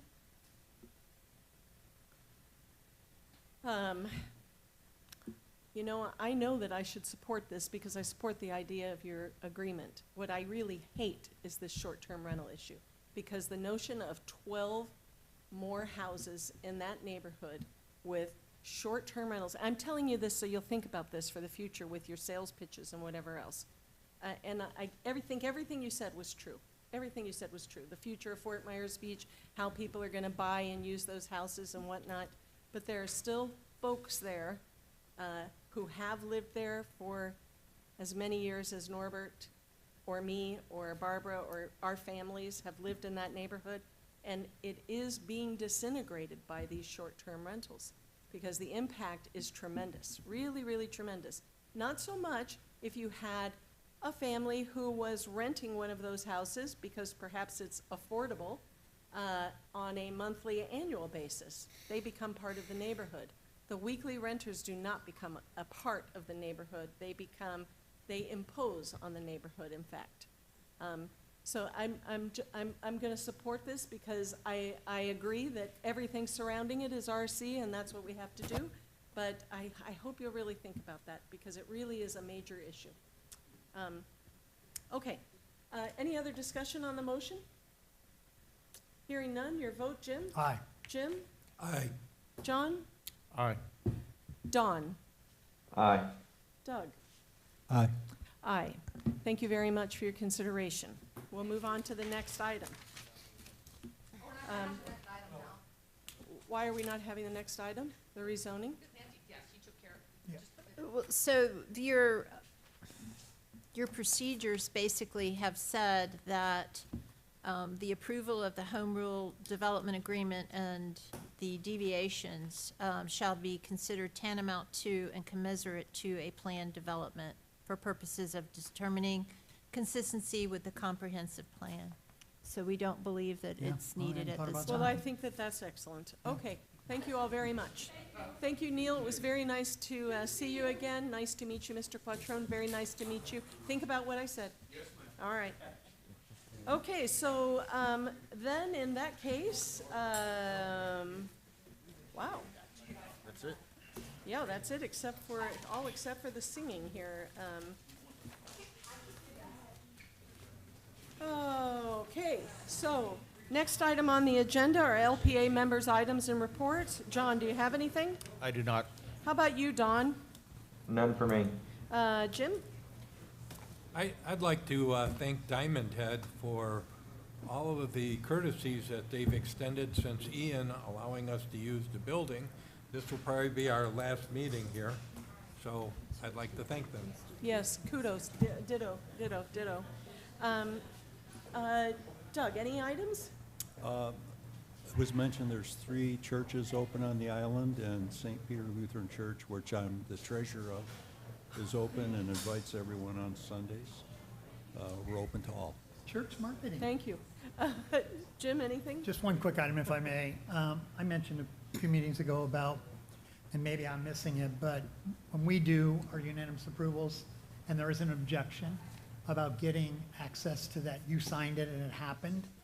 And the reason I think that's important, as I mentioned before, so that we're aware, but more importantly, it's another step in the customization or simplification or acceleration of the development we're trying to get done the right way. And I'd like to celebrate that by recapping once in a while how many of those have gone through based on the change we made and the benefits the community and the applicants are getting from that.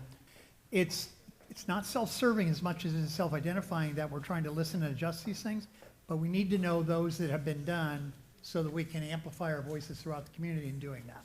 Mhm. So who's going to be the follow-upper on that? Amy, is that going to be you? Look at the face.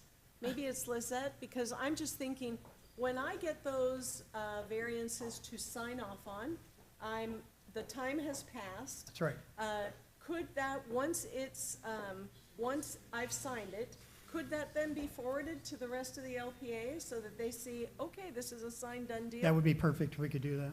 It'd be so easy. They're all on our website currently. Once they're signed, we upload them to our website.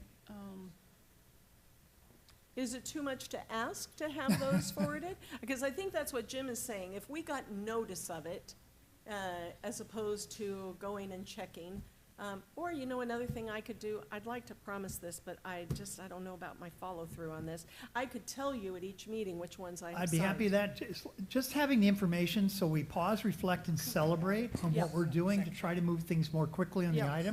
on the island. No anonymous giving is an important part of this component too. Yeah, We yeah. did some things better, let's celebrate. Yeah. Okay, Amy, I'll work with you on that. Because maybe I just make a list. As it comes in, I make a list of what we've signed Chair's off. update. I've signed, yeah, I was gonna say, it could be some sort of a report. yeah, All we need. yeah, okay. That's Anything all I else, have, Jim? Madam Chair, thank you. Okay, I don't have anything. Nancy, do you have anything? No, I think I talked enough. Yep. Yeah, a lot of value. Could- Jason and, oh, go ahead, Jim, sorry. Well, I was gonna see if we could get a preview of what's coming up in That's the next month. That's next on the agenda. Can we have a preview? Jason, don't be so disagreeable, Mr. Green. What's coming up next month? He's shaking his head like, no, I'm not gonna I don't give you know, an that's a update. month away. More of us. More- Good. You should see impact fees next month, I think, Mhm. the study and a discussion of that. And there's something else next month. I can't remember. Oh, yeah, maybe London Bay. London Oh, Bay just next No, month? no. So that timeline, I've been asked about that timeline for next month and all that. I'll get back to you on that timeline because we've had discussions with them and just trying to figure out the best timing of moving forward related to their project and the comprehensive plan and some other things. Okay. There's also. Because I hear people call and say, I heard it's doing this, right? And so we'll get it scheduled out to administration, all that, so that everybody can be on the same page. Okay. There's also a project Carlos Chavez's project in Times Square, is that coming forward? And I also heard there's an update to the Island Hardware Store. Are those coming?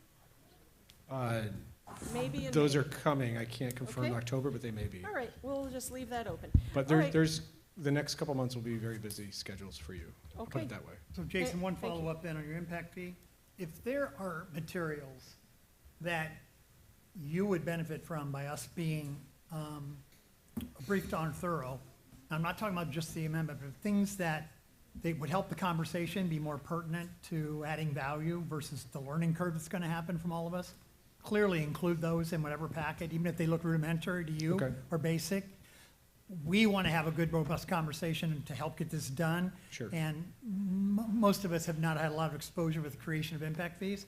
So I think you can teach us about that for the conversation will be helpful. Well, so then let me answer that with, we have impact fees. Okay, the town charges impact fees and has charged impact fees for decades. This is a study, which we're required by state law to do, to update and revise those every so often. So it's not it's, because I keep hearing that comment It's or question. nothing It's new. not an introduction. Sure. It's a new evaluation. Those are the things. Your role as the LPA is essentially to help the town evaluate capital projects and things related to growth, right? As you make these decisions, it has impacts on growth, and that all ties back into impact fees ultimately. So remember those decisions, those things that we do along the way, and hopefully we'll be back on a system of you evaluating capital projects at some point in the near future every year kind of thing. Oh. And hopefully we'll be back on a 5-year CIP and things of that. There's lots of other things that have to be addressed, but Great. Okay. I think we're moving back towards normalcy, I guess, is that the right Very word? good. A little bit? Very good. So also, I was recently asked a question from the town manager, finance, and deputy town manager about impact fees, and we have a very general memo that we put together for elected officials. So I'll circulate that to you. That'd be Very helpful, good. thank you. Thank you. Okay, anything else from anyone? Motion adjourned? Thank you, Jim. Thank you. We stand adjourned at 1 PM, 12:56 to be exact. What's our October date? Thank you all. Our Good night. October date is